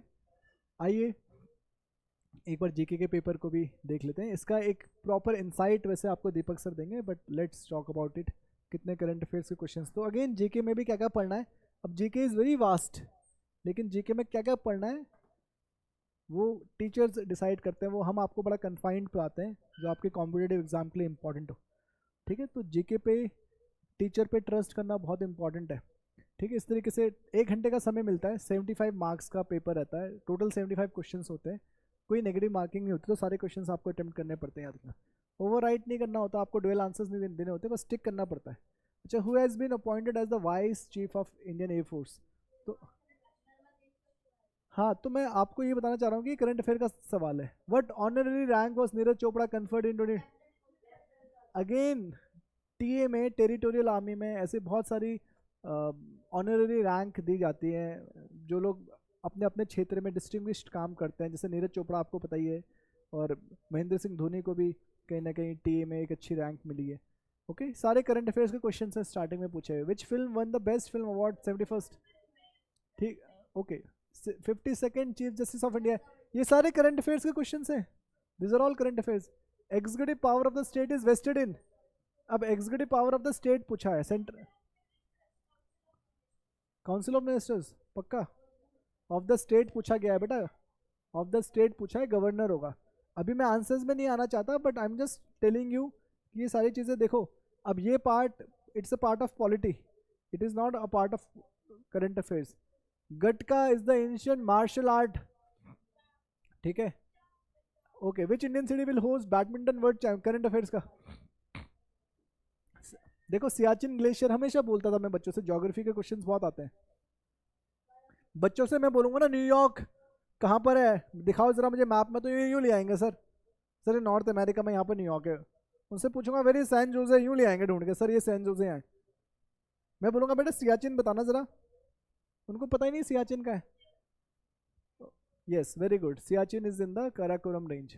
Okay, the highest battle field, Siachen glacier की सिग्निफिकेंस आपको मालूम होनी चाहिए। Energy stored as heat, okay, तो कुछ साइंस के क्वेश्चंस आए। Chemical reaction, law of inertia, okay, insulator, escape velocity, examples of connective tissues. अभी लाइफ साइंस का हो गया। हाँ, तो ये basically it's a question of life science, biology का सवाल भी आपसे पूछा गया है, ठीक है। So which country hosted current affairs का सवाल है। Operation Brahma launch, current affairs का सवाल है। Primary function of mitochondria, life science का सवाल है, बायोलॉजी का, ठीक है। Core of crypto currencies like bitcoin and all, ये सारे करंट अफेयर्स के सवाल है। The ancient wonder, hanging gardens, okay, ये सारे जीके के सवाल हैं बेसिकली आपके। UN age of 2025 secretary general, current affair का सवाल है। In a quantum computing what is the name of fundamental unit, okay, ये बेसिक जनरल नॉलेज आपको आनी चाहिए। फिर 22, 23, 24, 25 नहीं मिला होगा सर को। S-400 Triumph is a sophisticated, हाँ, सरफेस टू एयर मिसाइल, ठीक है, very good. Chandrayaan 4 mission, which bill passed, आप देख रहे हो कि क्या बाउंड्रीज हैं क्वेश्चंस पूछने की। आपसे डिफेंस रिलेटेड क्वेश्चंस भी पूछे जा रहे हैं, आपसे साइंस एंड टेक्नोलॉजी के क्वेश्चंस भी करंट अफेयर्स में पूछे जा रहे हैं, आपसे स्पोर्ट्स के क्वेश्चंस भी पूछे जा रहे हैं। तो क्या पढ़ना है क्या नहीं पढ़ना वो टीचर आपको आराम से अच्छे से बताएंगे। और फिर 19 स्पाई सैटेलाइट, देखो अब सैटेलाइट या स्पेस रिसर्च के फील्ड से भी पूछा जा रहा है। सियाचिन डे भी पूछा जा रहा है। स्टडी ऑफ अर्थक्वेक को क्या बोलते हैं ये भी पूछा जा रहा है। स्पीड ऑफ विंड मैं बच्चों को बताता है, न्यूमोमीटर पढ़ा रहा था मैं साइंटिफिक इंस्ट्रूमेंट में बच्चों को। So what is the SI unit of electric current, देखो inventor of electric battery and all. Gaza war, spill over effects included attack by dash on commercial vessel in Red Sea. तो ये सारे के सारे questions आप देख रहे हो किस तरीके से आपसे जोग्राफिकल क्वेश्चंस पूछे जा रहे हैं जिनका कहीं ना कहीं करंट अफेयर्स से रिलेशन है। तो जोग्राफी का क्वेश्चन कोई ऐसा नहीं पूछा गया कि Thomas cup is related to which sports, look at the letter pattern and all. अच्छा अब ये क्वेश्चन ठीक है, हाँ, रीजनिंग का सवाल मैं सिर्फ बताना चाह रहा हूँ, जीके का पेपर आपको दिखाना चाहता हूँ कैसा है। Awardee of ICC men's cricket, current affairs का। गजा मित्रा स्कीम, अगेन गजा मतलब हाथियों को कहते हैं, ठीक है। सो ये जो सारे क्वेश्चंस आप देख रहे हो ये बहुत सारे करंट अफेयर्स से रिलेटेड है। नेपोलियन ऑफ इंडिया, ये सिंपल जीके है। इंडियन नेशनल कांग्रेस, अब देखो ये कैसे हिस्ट्री के क्वेश्चंस पूछे गए। लार्जेस्ट डिजर्ट, ज्योग्राफी का सवाल है। अंडमान निकोबार, ज्योग्राफी का सवाल है। रिंग ऑफ फायर, ज्योग्राफी का सवाल है, बहुत इंपॉर्टेंट है। पैसिफिक रिंग ऑफ फायर आपने पढ़ा होगा, ठीक है। पैसिफिक रिंग ऑफ फायर जितना भी पैसिफिक ओशन के आसपास वाला जो एरिया है उसकी आउटर पेरीफेरी वाला एरिया है, वहाँ पर बहुत सारे अर्थक्वेक्स और वॉल्केनिक एक्टिविटीज देखी जाती है। Primary cause of tides on earth, primary cause is moon's gravitational force only, या pull. In May 2025 current affairs का सवाल है। ISRO is set to launch, again current affairs का सवाल है। First female prime minister of India, ये तो आराम से आप देख कर बता सकते हैं। वॉज द विनर ऑफ 2024 पूछा गया है पिछले साल का, देखो तो हाँ ऐसे भी करंट अफेयर्स पूछे जाते हैं। विनर ऑफ 2025 विंबलडन, हमेशा आपसे Australian opens, French open, US open, Wimbledon, इससे क्वेश्चंस आते ही आते हैं आपके एग्जाम में। खेल रत्न अवार्ड 2025 का किसको मिला है। Hockey player of the year किसको मिला है। ऑस्कर किसको मिला, कौन सी फिल्म को ऑस्कर अवार्ड मिला है, ठीक है।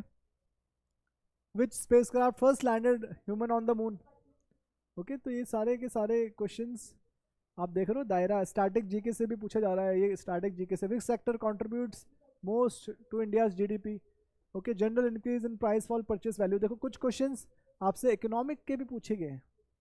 तो इकोनॉमिक में हमें पता है कि आपको कितना लेवल पढ़ाना है, इन्फ्लेशन क्या होता है, रिसेशन क्या होता है, स्टैगफ्लेशन क्या होता है, अगर हम सिर्फ आपको टर्म्स क्लियर करा दें उतना ही काफ़ी है आपके लिए एग्जाम के लिए, इससे डिटेल आपसे नहीं पूछा था। इंडिया के लार्जेस्ट ट्रेडिंग पार्टनर कौन है, global monetary and financial policies, international organization से रिलेटेड भी क्वेश्चन आए हैं, देखो हमेशा आते हैं। केमिकल सिंबल ऑफ गोल्ड देखो एजी सिल्वर बेटा, AU is the right answer, ठीक है। फेमस प्ले हैमलेट किसने लिखा है, which part of brain is known as little brain, which strait, देखो ज्योग्राफी का सवाल है, रेड सी और मेडिटेरेनियन सी, रेड सी और मेडिटेरेनियन सी के बीच में कौन सा स्ट्रेट है, आपको स्ट्रेट तो है नहीं वहां पर स्यूज कैनाल है, और वो पतला जो वाटर चैनल होता है उसी को स्ट्रेट कहते हैं। A narrow water channel which joins two large water bodies, that is called a strait, or we can say that which a narrow water channel which separates two large land masses. तो geography से कितने questions आए, which country known as the land of rising sun, बताओ यार, या who won the Nobel prize. तो आप देख रहे हो करंट अफेयर से कितने क्वेश्चंस पूछे हैं, 75 आए हैं बेटा, बट वी हैव ओनली 65 ना, कुछ क्वेश्चंस हम लोग बच्चे नहीं ला पाए। तो यहाँ पर इन अ नटशेल मैं आपको अगेन बताना चाहता हूँ कि जीके में यू डोंट वरी, जीके में you totally rely on your teacher, Deepak sir जो भी पढ़ाएंगे इट विल बी इनफ, वो आपके लिए काफ़ी रहेगा। इंग्लिश में, मैथ्स में याद रखना कि आपको बहुत ज़्यादा प्रैक्टिस करनी है, ओके। वहाँ पर whatever notes will be given to you by me, आपको पहले उसमें रिलाई करना है, उसके बाद जब वो नोट्स आपसे अच्छे से तैयार हो जाए तो मैं आपको बताऊँगा कि आप PYQs या प्रीवियस ईयर्स लास्ट 7 ईयर्स के पेपर्स के क्वेश्चंस कैसे सॉल्व कर सकते हैं, या उसके अलावा अगर आपने वो भी अच्छे से कर लिया तो आप कौन कौन से बुक्स और रिफ़र कर सकते हैं वो मैं आपको बताऊंगा, ठीक है। Same goes for English, English में भी नोट्स आर सफिशिएंट, लेकिन उसके अलावा भी अगर आप देखना चाहते हैं then I will recommend you few books.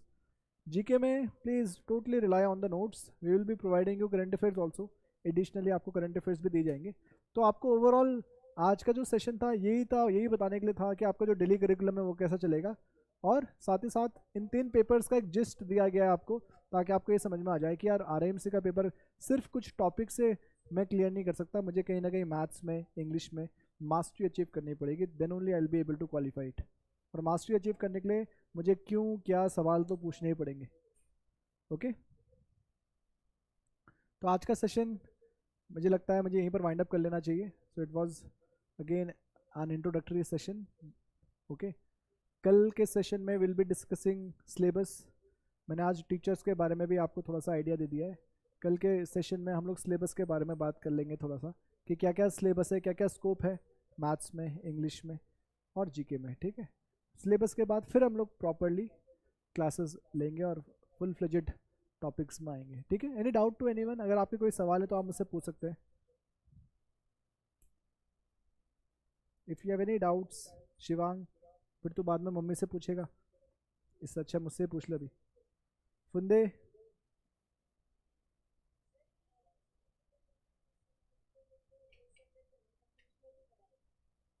हाँ हाँ सर ने बहुत कुछ इसमें करंट अफेयर्स में पढ़ाया था, तो इसलिए मैं कह रहा हूँ कि जीके में तो just rely on Deepak sir, जो भी पढ़ा रहे हैं उसी को रिवाइज करो बस, वो काफ़ी रहेगा आपके लिए।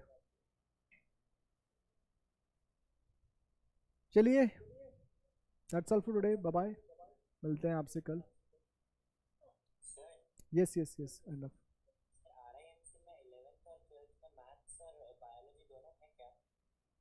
हाँ बिल्कुल।